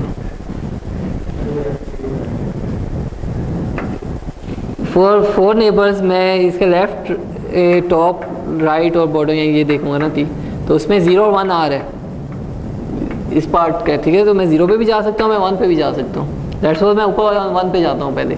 इस 1 पे जब मैं गया, इसके 4 नेबर्स में मुझे नहीं मिला फर्दर आगे कोई, तो मीन्स ये मेरे लिए डेड एंड था। तो मैं वापस आ गया इधर ही जहाँ पे मेरे पास मल्टीपल ऑप्शन थे। तो मैं 0 पे गया, इस 0 के जब मैंने 4 नेबर्स देखे तो उनमें मुझे 1 मिल गया, मैं 1 पे आ गया। 1 के 4 नेबर्स देखे, अगेन 1 मिला, ऊपर चला गया। उसके 4 नेबर्स देखे तो मेरे पास 0 पे भी जा सकता हूँ, मैं 1 पे भी जा सकता हूँ, मैं 0 पे चला गया। लेकिन जब यहाँ पे मैंने 4 नेबर्स देखे तो मैं नहीं जा सकता Q के ऊपर। तो means P and Q 4 connected नहीं है यूजिंग दिस सबसेट। 8 के सिनेरियो में क्या है, डायगोनल भी देख सकता हूँ। तो 1 से 0 पे आया, इधर से ये मैं जा सकता हूँ 1 पे, 0 पे, और फिर ये 1 पे मैं जा सकता हूँ। तो वो M 8 कनेक्टेड है, और अगर 8 है तो M भी होगा, यानी अगर 4 या 8 में से कोई भी एग्जिस्ट करता है तो M होगा, एग्जिस्ट करेगा। और अगर अब ये सबसेट देखते हैं हम 4 के लिए, तो ऊपर गया है, फिर ऊपर जा सकते हैं, 2 के साथ जा सकते हैं, 2 के साथ लिंक हो सकते हैं, 2 1 के साथ, 2 के साथ, ये यहाँ पे पहुँच गया। तो 4 कनेक्टेड है, इस सबसेट के लिए 4 कनेक्टेड है ये। तो अब इसकी एप्लीकेशंस कहाँ पे आती हैं, दो चीज़ें मेजर यूज़ होती हैं कनेक्टिविटी। सबसे मेजर जो कनेक्टिविटी यूज़ होती है वो CCA कहते हैं उसको, कनेक्टेड कंपोनेंट एनालिसिस होता है। हम बाइनरी इमेजेस के साथ कई दफ़ा डील करते हैं सिर्फ ये फाइंड आउट करने के लिए कि ऑब्जेक्ट्स जो हैं वो किन किन पिक्सेल्स पे पड़े हैं। वैसे बाइनरी इमेज में कोई इन्फॉर्मेशन नहीं है। बाइनरी इमेज में से नॉर्मली आगे हम जाके भी देखेंगे जो फीचर्स हम निकाल सकते, जो वैल्यूज़ निकाल सकते हैं ना बाइनरी से, वो शेप बेस्ड कोई चीज़ें निकाल सकते हैं, क्योंकि शेप तो स्टिल रहती है ना बाइनरी में भी, शेप तो उसकी वही रहेगी, लेकिन उसकी इंटेंसिटीज, उसका कलर इन्फॉर्मेशन वो ख़त्म हो जाती है बाइनरी के अंदर। तो शेप बेस्ड अगर मैं कुछ करना चाहता हूँ वो मैं स्टिल बाइनरी के साथ कर सकता हूँ, लेकिन अगर मैं इंटेंसिटी या कलर बेस्ड करना चाहता हूँ वो भी नहीं कर सकता। लेकिन एक कलर इमेजेस और इंटेंसिटी इमेजेस का एक इशू ये है कि वहाँ पे वो इतनी ज़्यादा वेरिएशन आती है इंटेंसिटीज़ की और कलर की कि मैं इतना इजीली ये नहीं देख सकता कि कौन सी चीज़ कहाँ पे पड़ी है।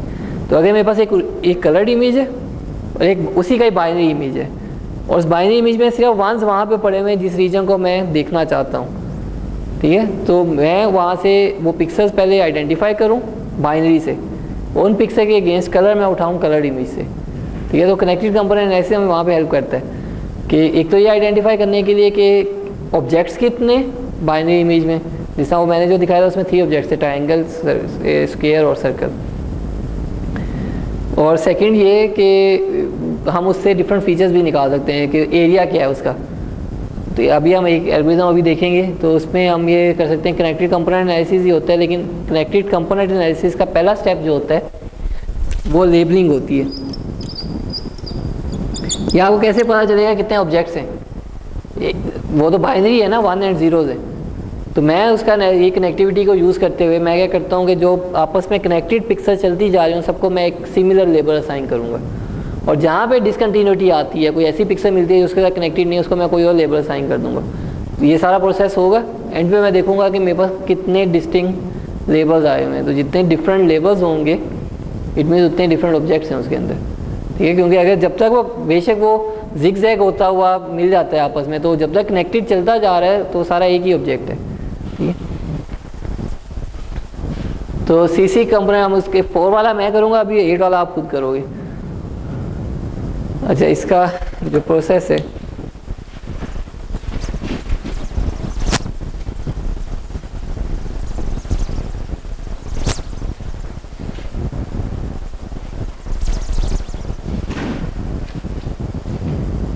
इसको तो बात देखते हैं।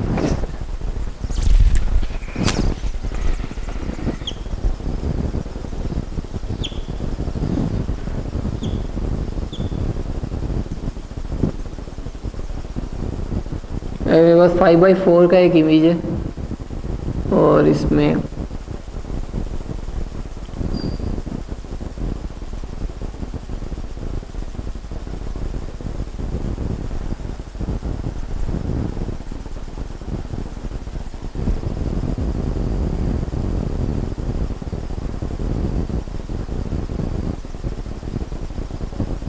ये 1 है, बाकी सारे 0 हैं। ये एक्चुअल इमेज है मेरे पास, ठीक है। अब मैंने क्या करना है, मैंने इस इमेज पे ट्रैवर्सिंग करनी है पूरी, from left to right, top to bottom, यानी जो 2 डायमेंशन में हम लूप भी चलाते होते हैं कि पहली पिक्सल से शुरू हो जाओ और सारी पिक्सल्स पे मूव करते जाओ, ठीक है। और मैं 4 कनेक्टिविटी देख रहा हूँ, इट मीन मुझे 4 नेबर्स को देखने।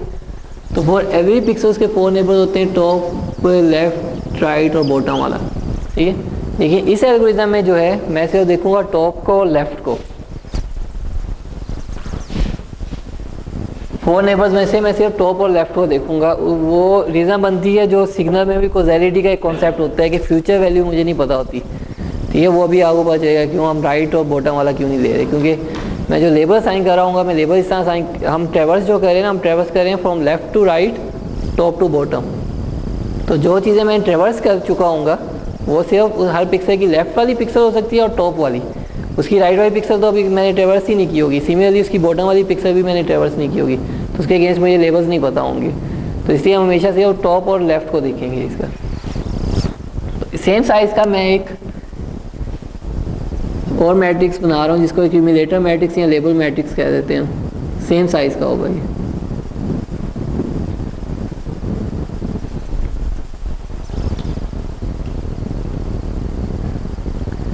ठीक है। तो अब मैंने जाना है और मैंने हर ऑन पिक्सल के ऊपर रुकना है, क्योंकि मैं बाइनरी के लिए कर रहा हूँ तो मेरे से 1s के साथ मेरा कंसर्न है, 0s के साथ नहीं है।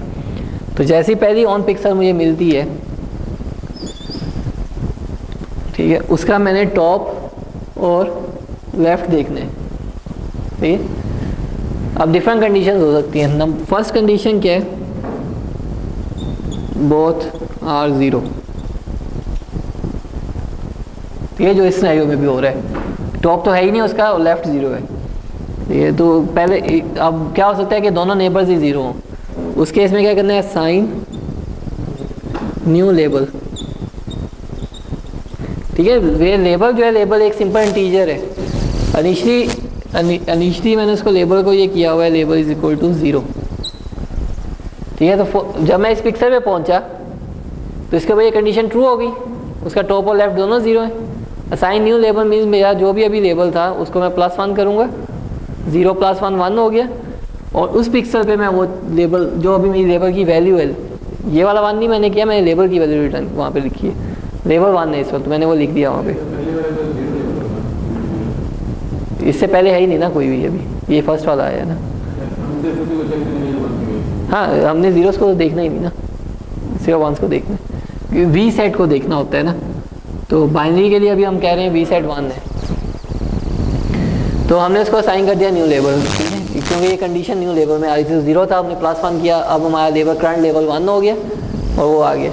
अब मैं जा रहा हूँ, मेरे पास नेक्स्ट पिक्सल ये आई, अगेन इसके दोनों जो हैं 0 है, एक है ही नहीं और एक 0 है। अगेन यही कंडीशन ट्रू हुई है, असाइन न्यू लेबल। तो अभी मैंने लेबल 1 था, उसको +1 किया 2, तो इस पिक्सल पे मैंने 2 असाइन करना है, ठीक है। अब मैं नेक्स्ट पिक्सल पे जब गया, उसका टॉप और लेफ्ट देखा तो दोनों 1 है, ठीक है। अब नेक्स्ट आगे फर्दर कंडीशंस हैं। सेकंड कंडीशन है इफ़ एनी 1 = 1 कोई एक वी सेट का पार्ट है, 1 इन जनरल मैं कह रहा हूँ is equal to V set जो भी, तो assign label of that pixel, जो भी इस जगह पे उस पिक्सल को आपने लेबल असाइन, इसलिए हम टॉप और लेफ्ट को देख रहे हैं, राइट और बॉटम को तो लेबल ही नहीं कोई असाइन हुआ होगा ना, तो उसको हम देख ही नहीं सकते। तो हम टॉप और लेफ्ट को देख रहे हैं, अगर उनमें से कोई एक 1 हो जाता है, कोई एक 1 होता है, उसको जो भी लेबल ऑलरेडी आप असाइन कर चुके होगे वही लेबल एप्लीकेट कर दोगे। थर्ड कंडीशन क्या है, इफ़ बोथ आर 1,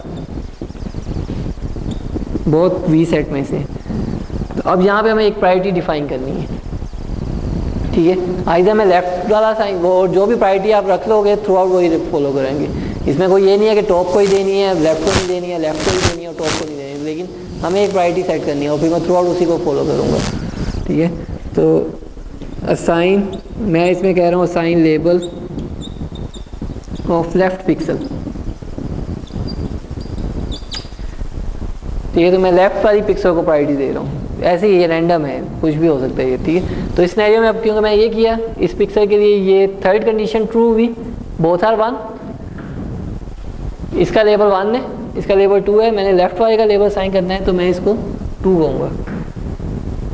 चलता गया मैं आगे, इस पिक्सल पे आया, इस पिक्सल पे दोनों 0 है, असाइन न्यू लेबल 3 हो गया। इस पिक्सल पे अगेन दोनों 0 हैं, असाइन न्यू लेबल 4 हो गया। इस पिक्सल पे भी अगेन दोनों 0 हैं, असाइन न्यू लेबल 5 हो गया। इस पिक्सल पे दोनों 1 हैं, तो हमने लेफ्ट वाला असाइन करना है, सही। तो ये एक स्कैन मेरा पूरा हो गया। अब इस स्कैन में एक और चीज़ हम साथ साथ कर रहे होते हैं, जो मैंने अभी यहाँ पे स्किप की है, वो होता है इक्विवेलेंस टेबल एक साथ बना रहे होते हैं हम, या लेबल टेबल कहते हैं जो भी। इसमें ये होता है कि आप क्या करते हो कि जब भी एक नया लेबल आएगा तो इसमें एक नई एंट्री आती जाती है, ताकि हमें पता हो कि हमने टोटल कितने लेबल असाइन किए हैं इसको, ठीक है।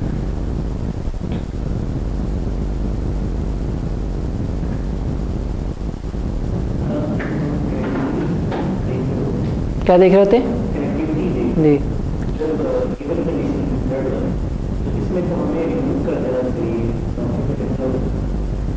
हाँ ना, वही अभी करेंगे हम, क्योंकि ऐसे में चेक ये होता है कि आपको आप जिस तरह अगर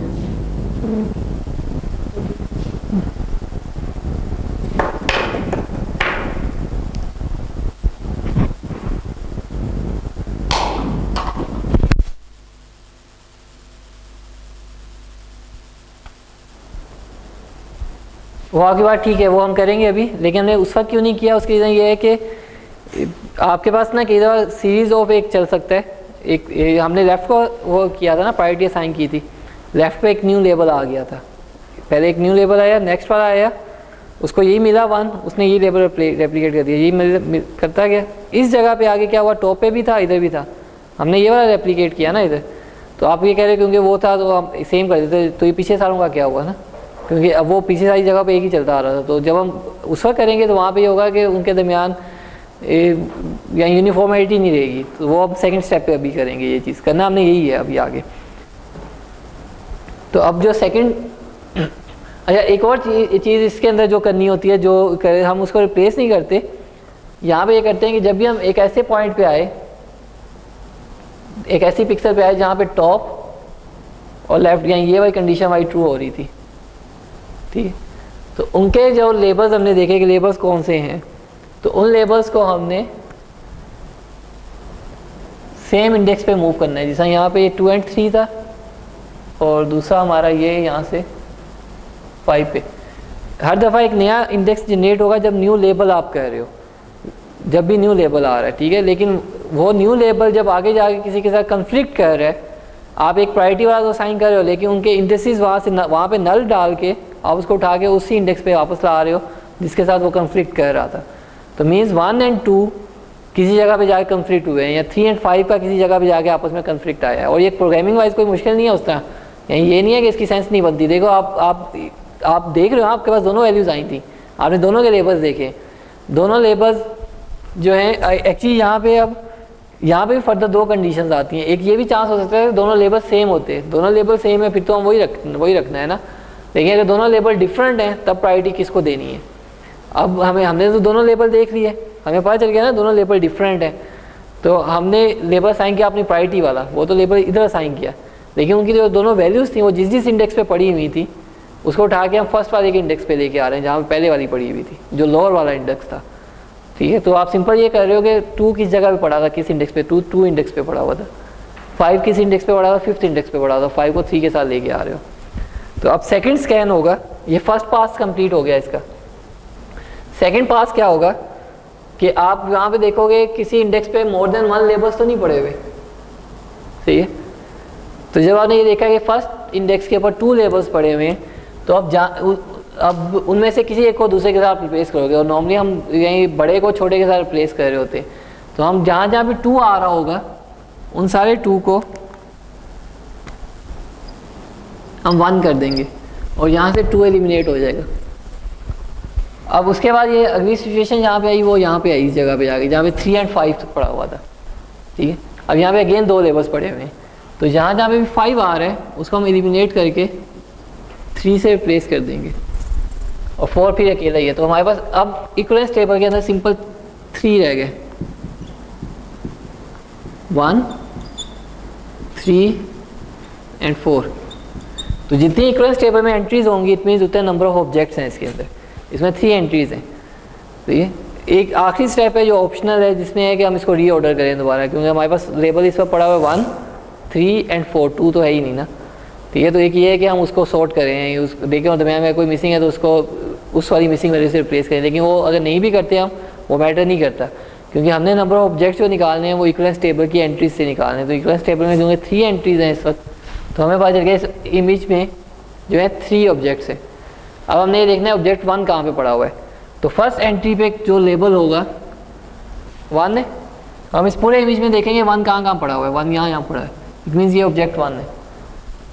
सेकंड पे जो वैल्यू पड़ी हुई 3 है, हम देखें 3 कहाँ पड़ा हुआ है, 3 इधर पड़ा हुआ है, ये ऑब्जेक्ट 2 है। 4 है, 4 देखेंगे 4 कहाँ पड़ा हुआ है, वो ये ऑब्जेक्ट 3rd ऑब्जेक्ट है यहाँ पे। तो इस इमेज के अंदर 3 ऑब्जेक्ट्स थे। और एक और चीज़ जो हम इसमें से फर्दर निकाल सकते हैं ये कि हर ऑब्जेक्ट का एरिया कितना है। तो वो हर लेबल जो है उसका नंबर ऑफ अक्रेंस देख रहे हैं हम। जिसना 1 जो आया वो 3 टाइम्स आया, तो ऑब्जेक्ट 1 का साइज़ 3 है। 3 टाइम्स आया, ऑब्जेक्ट 2 का भी साइज़ 3 है। 4 1 टाइम्स आया तो ऑब्जेक्ट 3 का साइज़ 1 है। तो अगर हमने साइज़ वाइज कोई एनॉमलीज़ को या स्मॉल नॉइज़ को रिमूव करना है तो हम इधर से साइज़ भी निकाल सकते हैं। तो CCA सबसे पहले ये देखता है कि कनेक्टेड कंपोनेंट से कितने नंबर ऑफ ऑब्जेक्ट्स हैं, बाद में उसमें से काफ़ी सारी इंफॉर्मेशन जो ये निकाल लेते हैं। मैटलैब के अंदर CCA का तो यही जो CCA अप्लाई हो रही होती है रीजन प्रॉप्स का एक फंक्शन है, रीजन प्रॉपर्टीज़ के नाम से ये रीजन प्रॉप्स है। तो इसके अंदर वो पहले वैसे BW लेबल का फंक्शन है जो मैटलैब यूज़ करता है लेबलिंग के लिए, लेकिन रीजन प्रॉप्स है जो BW लेबल को यूज़ करते हुए आगे फर्दर लेबलिंग पहले करते हैं और फिर उन लेबलिंग की बेस पे काफ़ी सारे फीचर्स निकाल के देते हैं आपको।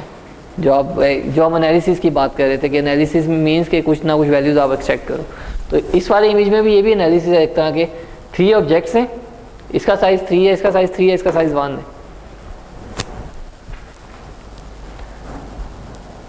तो इस तरह के हमने टॉप और लेफ्ट वाला देखने तो डिफरेंट ऑप्शन हो सकते हैं। इफ़ जो कोई एक 1 है तो उसका लेबल करेंगे, इफ़ बोथ आर 1 लेकिन सेम लेबल है तो वो कॉपी हो जाएगा, ठीक है। वो कंडीशन मैं यहाँ पे नहीं लिखी, वो वैसी ऑटोमेटिकली वो ट्रू हो जाती है, क्योंकि अगर आप सिर्फ यही करो तो सेम होगा तब भी वो आ जाएगा, अगर डिफरेंट होगा तब भी वो आएगा प्रॉपर, और अगर सेम नहीं है तब आप कोई एक को प्रायोरिटी दी होगी वो वाला आएगा, ठीक है। तो ये पास 1 है, इससे आपके पास जो भी लेबल आएंगे दूसरी सिनेरियो में उसको हम री लेबल कर रहे हैं दूसरे पास के अंदर, ठीक है। तो आफ्टर सेकंड पास जो है हमारे पास जो सेम आ रहे होंगे उसको हम एक लेबल से एक लेबल से रिप्लेस कर देंगे। तो हमारे पास इवेंचुअली जो है अब इमेज के अंदर सिंपल 0 1 नहीं है, उतने नंबर्स होंगे, डिफरेंट नंबर्स होंगे अदर दैन बैकग्राउंड तो 0 ही है, अदर दैन बैकग्राउंड उतने डिफरेंट नंबर्स होंगे जितने डिफरेंट ऑब्जेक्ट्स हैं उसके अंदर।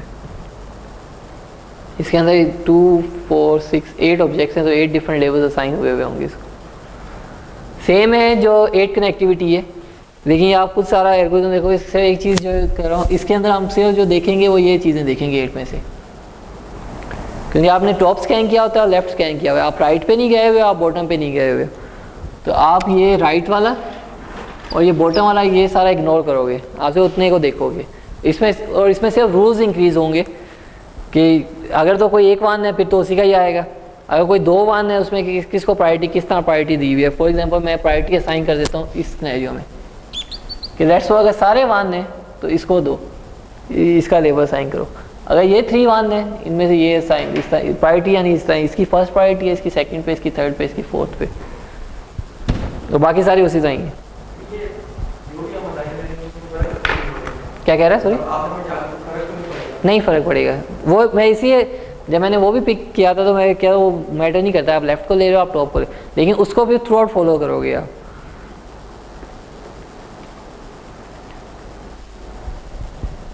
अब इसी की बेस पे फिर और जो चीज़ें निकलती हैं वो ये है कि आपके पास जो पिक्सल्स हैं, ठीक है, वो कनेक्टेड हैं और उनके दरमियान पाथ एग्जिस्ट करता है, उनका अब लेंथ क्या है, ठीक है, पाथ का डिस्टेंस क्या है। वो एक हमने एक तो बात ये की थी कि नंबर ऑफ हॉप्स जो हैं, नंबर ऑफ पिक्सल्स जो दरमियान में आ रही हैं वो उसका पाथ लेंथ है।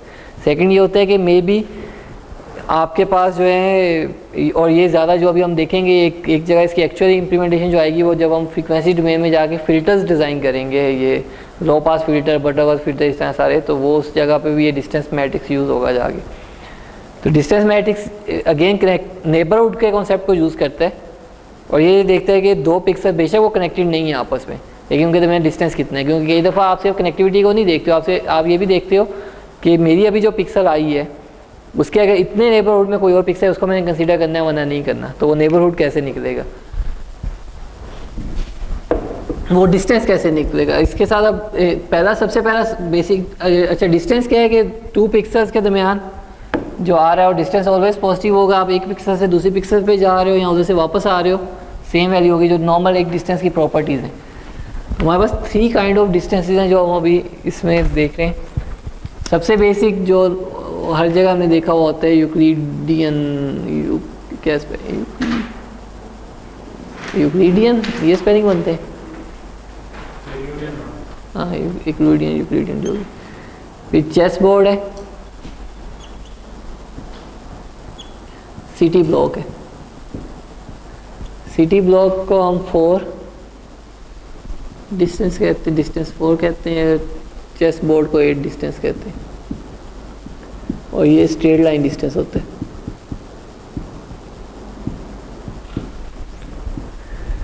तो जो यूक्लिडियन डिस्टेंस है वो सिंपल हमारे पास क्या है कि x minus S square plus Y minus T square under root. ठीक है कि मेरे पास अगर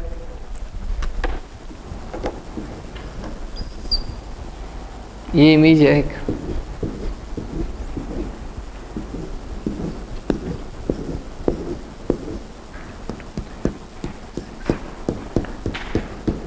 सेवन बाई 6 का इमेज है मेरे पास। तो मैं ये जो पिक्सल है, ये पिक्सल क्या बनेगी 7,1 और ये पिक्सल बनी 1,6।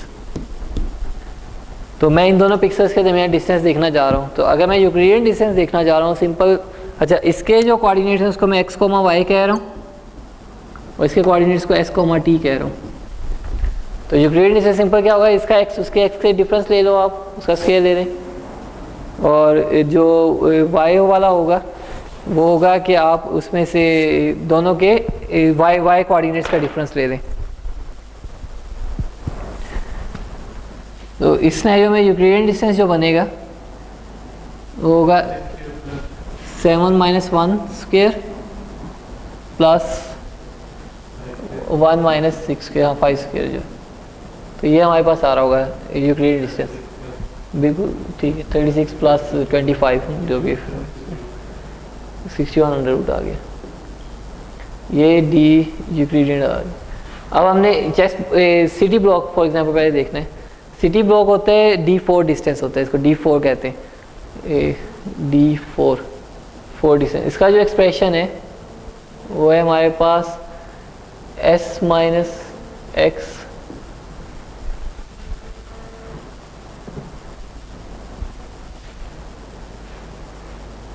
Plus Y minus T. तो हमारे इस सिनेरियो में ये बनेगा 7 माइनस 1 प्लस 1 माइनस 6, तो ये 6 प्लस 5 इक्वल टू 11 बना है। सही है। अब आप ना क्या करो, यहाँ से यहाँ तक 4 नेबर्स करते हुए होप करते हुए जाओ, 11 स्टेप्स बनेंगे आपके।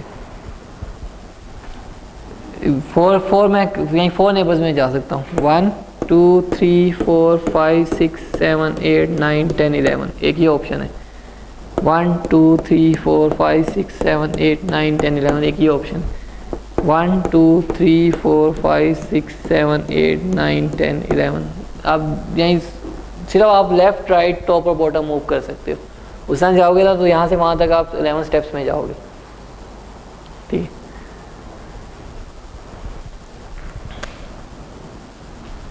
अब जो चेस बोर्ड है D8, तो D8 का एक्सप्रेशन है हमारे पास x माइनस एस और y माइनस टी में से जो भी मैक्सिमम आएगा। जैसा इस सिनेरियो में हमारे पास x माइनस एस आ रहा है 6 और y माइनस टी आ रहा है 5 और इन दोनों में से मैक्सिमम है 6, तो D8 6 होगा। ठीक है। अब डायगोनल पे D8 में हम डायगोनल पे भी जा सकते हैं।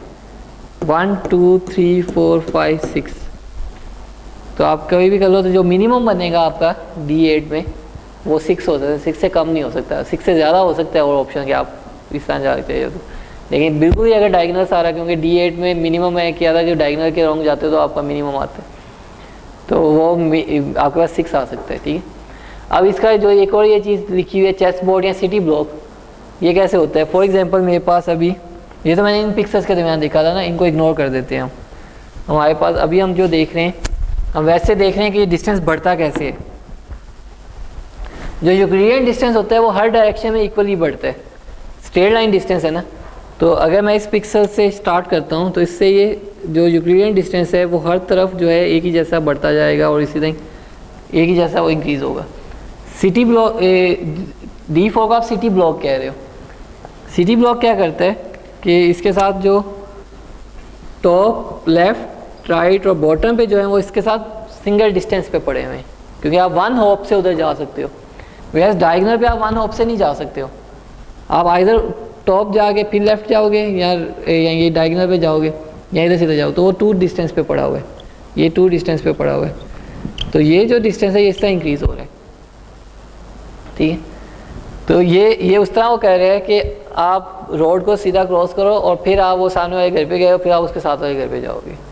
ठीक है। तो जो रोड्स आपकी जा रही हैं वो इस तरह चल रही हैं आपकी। ठीक है। तो आप उसको वैसे क्रॉस नहीं कर रहे हो, उस तरह डायगोनली क्रॉस नहीं कर रहे हो। तो ये इंक्रीज़ इस तरह होगा। इसके बाद क्या होगा, हमारे पास यहाँ पे ये 3 आ जाएगा, ये 3 है, ये 3 है, ये 3 है, 3 है, 3 है, यहाँ पे 3 होगा, 3 है, 3 है, 3 है। तो ये फिर इसके बाद 4 डिस्टेंस पे आएंगे, ये सारे इस तरह चलेगा। अब जो चेस बोर्ड है क्या आपका हर तरफ आप मूव कर सकते हो। जो D8 है ये सारे आपके पास 1 डिस्टेंस पे पड़े हुए हैं, ये 8 उसके बाद अगले जो हैं ये 8 सारे के सारे, यही अगले जो नेबर्स बनेंगे आपके वो ये सारे एक डिस्टेंस पे पड़े होंगे। फिर 2 आएगा, फिर 3 आएगा, तो वो एक बोर्ड की फॉर्म में इस तरह इंक्रीज़ होता है। यही आपके पास जो सिटी ब्लॉक है वो ये एक्सप्रेशन है मेरे पास, और ये जो इंक्रीज़ करेगा फ्रॉम सेंटर पॉइंट जहाँ पे आप खड़े हो तो वो इस तरह इंक्रीज़ हो रहा होता है आपका। वैसे चेस बोर्ड जो है वो इक्वली सारी डायरेक्शन में आएंगे, आप वो इंक्रीज़ हो रहा था। और स्ट्रेट लाइन जो है वो दरमियान में आपके पास जो सिंपल हम यूक्लिडियन डिस्टेंस ले रहे होते हैं, जो रेडियस के हिसाब से इंक्रीज़ हो रहा होता है।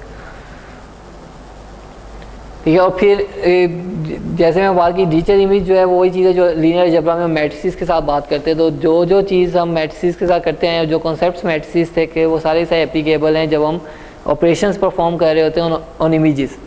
यानी मैंने 2 इमेजेस को ऐड करना है तो उसके लिए उनका साइज सेम होना चाहिए। जैसे दो मैट्रिक्स दूसरे तक ऐड नहीं कर सकते जब तक उनका साइज सेम ना हो। ऐड सब्ट्रैक्ट करना है तो उनका साइज सेम होना चाहिए। मल्टीप्लाई मैंने करना है, अगर तो मैंने pixel by pixel, element by element multiply करना है तो साइज सेम होना चाहिए।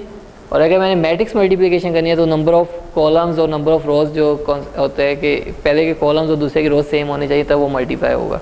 ठीक है, वैसे मोस्टली हम जो कर रहे होते हैं वो एलिमेंट बाय एलिमेंट मल्टीप्लिकेशन कर रहे होते हैं, तो उस वाली चीज़ में वो आ जाता है कि दोनों के साइजेस सेम होंगे तभी मल्टीप्लाई होंगे।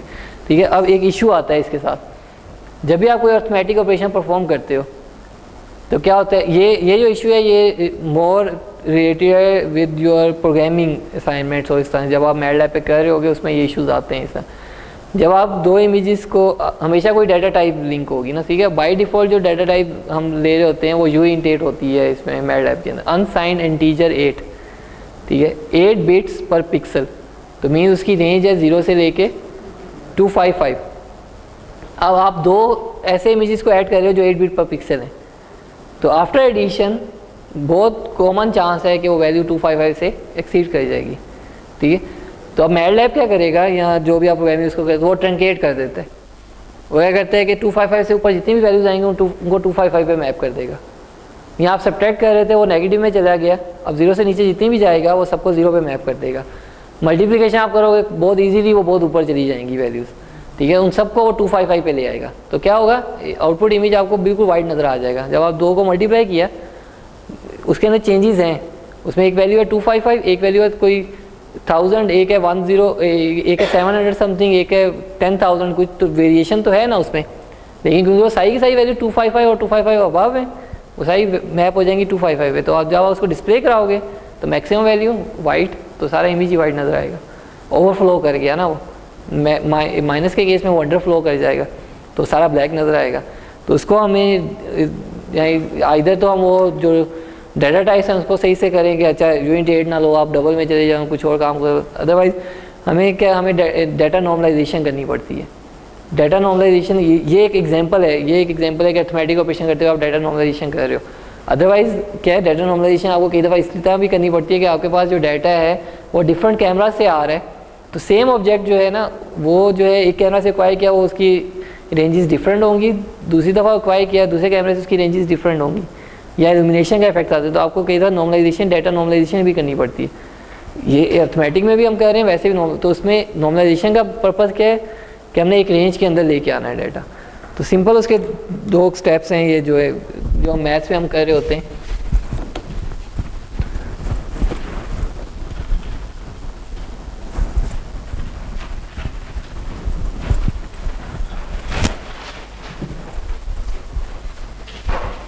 फॉर एग्जांपल मेरे पास कोई दो इमेजेस थे और उनको जब मैंने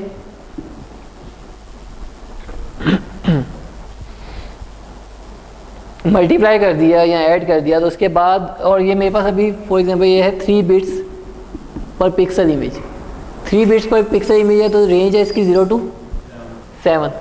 तो मैंने आफ्टर एडिशन जब मैंने किया तो मेरे पास जो आ रहा है,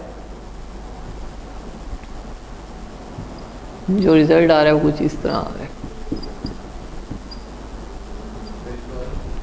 नहीं यहीं अभी वैसे यहीं आना ही है ना, एक्चुअली ये रिजल्ट आना है ना, तो लेकिन वो प्रोग्राम आपका कोड क्या करेगा, इसको सारे को ट्रंकेट करके सब जितने भी 7 से ऊपर वाले हैं उन सबको राउंड कर देगा 7 पे। हम ये कह रहे हैं कि इसको कैसे हैंडल कैसे किया जाए ना। ठीक है, again there are different ways जो आप प्रोग्रामिंग के अंदर कर रहे होते हो, जो जब मैटलैब में भी कर रहे होते हैं तो उसमें डिफरेंट वेज आते हैं। आप कई बार स्क्वायर ब्रैकेट डाल देते हो, स्क्वायर ब्रैकेट डालते वो खुद से वो कर देता है, ये नॉर्मलाइजेशन कर देता है। यहाँ आप डाटा जब आपको पता ही चल रहा होता है इसका नेगेटिव आने, फ्रैक्शंस में आने या आगे जाने, तो आप UINT8 में नहीं रखते, आप उसको डबल में ले आते हो, डबल में उसके साथ प्ले अराउंड करते हो और एंड में उसको वापस UINT8 में कन्वर्ट कर देते हो। तो अदरवाइज वैसे जो डाटा नॉर्मलाइजेशन, ये इसलिए मैंने आपको सिर्फ वो एक एग्जांपल नहीं दिया, मैंने दूसरी भी दी है कि आपको खुद से भी रेंजेस को चेंज करना पड़ता है। तो नॉर्मलाइजेशन मीन्स आपने एक रेंज के अंदर लेके आना है, सिर्फ नॉर्मलाइजेशन का ये मतलब है। तो उसका क्या है कि इसमें से एक सिंपल सा एक्सप्रेशन होता है कि जो भी वैल्यू है उसमें से मिनिमम वैल्यू को सब्ट्रैक्ट करो और मैक्स माइनस मिनिमम से डिवाइड कर दो। ये तो इसकी मिनिमम वैल्यू जो है इस मैट्रिक्स में वो है 3, इसकी मैक्सिमम वैल्यू जो है वो है 17 ठीक है, तो अगर मैं इसमें से हर वैल्यू में से मेन वैल्यू सब्ट्रैक्ट कर देता हूँ, पहला स्टेप करता हूँ कि मैं क्या करता हूँ, मैं सारी वैल्यूज़ में से 3 को माइनस करता हूँ। 4 3 13 4 8 6 0 13 14 ये आ गया। ठीक है, तो एक्चुअली ये होता है कि जब आप ये पहला स्टेप करते हो माइनस वाला, तब आपकी ना लोअर एंड जो होता है हमारा, वो हमारा एडजस्ट हो जाता है। लोअर एंड को हमेशा 0 पे रखना चाह रहे होते हैं, तो अगर वो 0 से आगे गया हुआ था, जैसा यहाँ पे 3 पे गया हुआ था, तो वो 0 पे आ जाएगा। अगर वो पीछे गया हुआ था, लेट्स सपोज -3 पे था, तो मिनिमम वैल्यू क्या थी, -3, तो -3 को जब -3 में से माइनस करोगे आप, तो वो 0 हो जाएगा। ठीक है, तो आइदर वो आगे को मूव होंगी या वो पीछे को जाएंगी। तो पहला स्टेप जो है वो ये है कि आपकी लोअर एंड जो स्क्वायर होगी कि आप 0 पे आ गए। अब सेकंड जो था, जो डिवीजन वाला काम था, ये कह रहा है ओरिजिनल के मैक्सिमम और ओरिजिनल का मिनिमम, इसका नहीं, जो ओरिजिनल वाला था, क्योंकि x ओरिजिनल था। तो ओरिजिनल का मैक्सिमम 17 था, माइनस जो था वो 3, तो ये 14 बनते हैं। तो इससे डिवाइड कर दो सबको।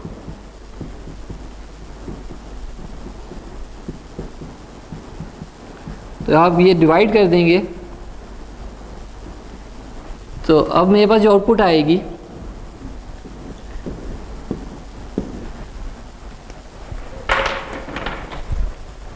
वो बिटवीन 0 to 1 होगी।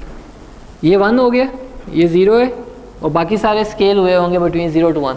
तो आपने अपर एंड भी सिक्योर कर दिया कि आप अब आ गए हो 1 पे, सही, लोअर 0 पे और अपर 1 पे। तो ये जो एक सिंपल ये स्टेप करने से आपके डाटा की जो मर्जी रेंज थी, उस सारे को उठा के आपने 0 से 1 के दरमियान लिया है, और सारे का सारा एक जैसा स्केल होगा। तो ये नहीं होता कि कोई आपने एरर इंड्यूस किया है या कोई इन्फॉर्मेशन थ्रो अवे की है। ऐसा फ़ायदा क्या हो रहा है आपको जब आप नॉर्मलाइजेशन करते हो? कई दफ़ा ये होता है कि आपके पास सेम, अगर let's suppose simple lightning condition कहते हैं, लाइटनिंग कंडीशन वेरी करने से आपको सेम ऑब्जेक्ट डिफरेंट इंटेंसिटीज़ का आ रहा होगा।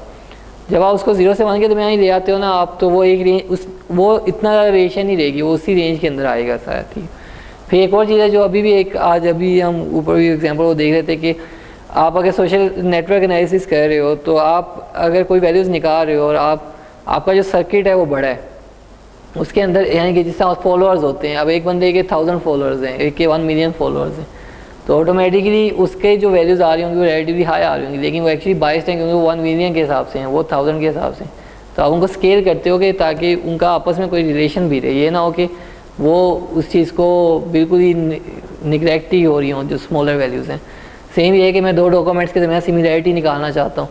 एक डॉक्यूमेंट के अंदर 10 पेजेस हैं, एक डॉक्यूमेंट के अंदर 1000 पेजेस हैं।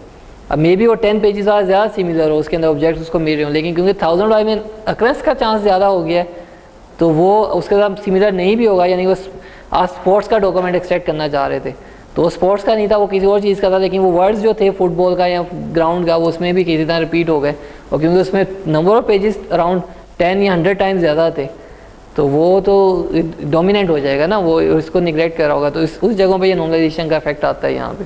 तो हमें सिर्फ ये नहीं है कि डाटा टाइप के हिसाब से हमें नॉर्मलाइजेशन करनी, तो यहाँ पे एक तरह नॉर्मलाइजेशन हो गई है। लेकिन इमेज के केस में हम एक जो चीज़ करते हैं, क्योंकि हम U8 कहते हैं, यहाँ हम नंबर ऑफ बिट्स के साथ कर रहे थे, हम कहते हैं हमारी बिट्स से एक्सीड कर गया था, 3 बिट्स थी ना, हम चाहते थे बिटवीन 0 to 7 हो। तो हमारा जो लास्ट स्टेप होगा वो ये होगा, इसका रिजल्ट जो आएगा उसको मल्टीप्लाई करेंगे हम K के साथ, K या L जो भी है, वो चीज़ है जो मैक्सिमम लेवल है जहाँ तक हम लेके जाना चाहते हैं। जैसे ये 3 बिट के अंदर K जो होगा वो 7 होगा, सही है, 8 बिट के अंदर K जो होगा 255 होगा। तो इसको मल्टीप्लाई कर दो आप,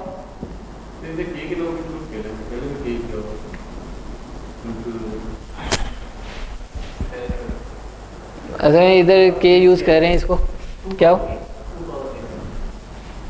नहीं वो हाँ, यानी ये इसको हम L कहते हैं, वे L is equal to 2⁻K-1, K number of bits थी। तो ये हमारे पास ये 3 बिट पर पिक्सल इमेज था, means K is equal to 3 है, तो 2⁻3 8 -1 7, तो हम इसको 7 के साथ मल्टीप्लाई कर देंगे। तो अब आउटपुट इमेज जो आएगा वो बिटवीन 0 to 7 होगा। इसके अंदर सारी वैल्यूज जो आएंगी वो बिटवीन 0 to 7 होंगी। वो जो है यानी आप राउंड करोगे साथ, यहाँ पे जब यूनिट 8 पे कर रहे हो तो राउंड तो करोगे। एक और चीज़ है, जब ये कर रहे होते हो ये यूनिट 8 में नहीं करेंगे, ये डबल में करेंगे। अदरवाइज जब डिवाइड किया था वहीं पे उसने राउंड कर देना है उसको, क्योंकि इंटीजर वाले केस में तो सिर्फ इंटीजर आ सकते हैं। यहाँ पे हमारे पास फ्रैक्शन वैल्यूज़ भी आ रही हैं। तो राउंडिंग का कॉन्सेप्ट वही है, 0.5 से ऊपर जो है वो ऊपर राउंड अप हो रहा है और दूसरा राउंड डाउन हो रहा है। तो इससे हम क्या है कि जब भी अर्थमेटिक ऑपरेशन कर रहे हैं तो उसके साथ हमारे साथ ये ऑपरेशन एक ये फिनोमेना होता है जाके हम ये नॉर्मलाइजेशन करें और रिजल्ट सही आए। अदरवाइज़ आप मैडलैब में जब भी मैं आप असाइनमेंट दूंगा और आप लोग करोगे तो आप यही देखोगे कि आप कर रहे हो और आपका इमेज यहाँ तो बिल्कुल ब्लैक नज़र आ रहे हैं, बिल्कुल वाइट नज़र आ रहे हो। एक्चुअली आपने इसके अंदर ये नॉर्मलाइजेशन नहीं की हुई। अदरवाइज इसके अंदर वैल्यूज़ हैं, ये नहीं है कि सिर्फ जीरोज़ हैं या सिर्फ 255 है इसके अंदर, ठीक है। और इसी तरह बाइनरी ऑपरेशंस भी अप्लाई होते हैं इमेजेस पे, लेकिन बाइनरी ऑपरेशन जो ये लॉजिकल ऑपरेशंस है, तो लॉजिकल ऑपरेशन सिर्फ बाइनरी इमेजेस पे अप्लाई हो सकते हैं कि जो ब्लैक एंड वाइट हैं और बाइनरी हैं। तो आप उनका और कर सकते हो, एंड कर सकते हैं, एक्सोर कर सकते हैं। उसके लिए भी कंडीशन वही है कि उसका जो साइज़ है दोनों का वो सेम हो, क्योंकि पिक्सल बाय पिक्सल ऑपरेशन हो रहा होता है, ठीक। तो यहाँ पे हमारा जो फर्स्ट चैप्टर जो सेकंड चैप्टर है वो ख़त्म हो रहा है। फर्स्ट चैप्टर तो बेसिक वो जो लाइट सोर्सेज थे, इमेज सोर्सेज थे, उसके बाद जो सेकंड चैप्टर था मेन फंडामेंटल्स का, वो यहाँ पे कंप्लीट हुआ है हमारा ना। तो एक तो ये नेक्स्ट टाइम जो है हमारा इस पर क्विज़ भी होने हैं, और हर ऑल्टरनेटिव वीक में हमारा एक क्विज़ हुआ करेगा, जो 3rd में है और फिर 5th में, फिर 7th में, इस तरह चलेगा। तो आउट ऑफ 6 4 काउंट होंगे। अब ये अगला है बेस्ट 4। एक ये है कि हम कंटिन्यू करते हैं और हम कोई 5-10 मिनट्स अर्ली ख़त्म कर देते हैं, या अभी 5-10 मिनट्स की ब्रेक कर लेते हैं, फिर 9 पे ख़त्म करते हैं, जो करना है देख लो। अभी हाफ एन आवर रहता है, कोई नहीं करता, हम कर लेंगे। हाँ चलें 5 मिनट्स ब्रेक कर लेते हैं।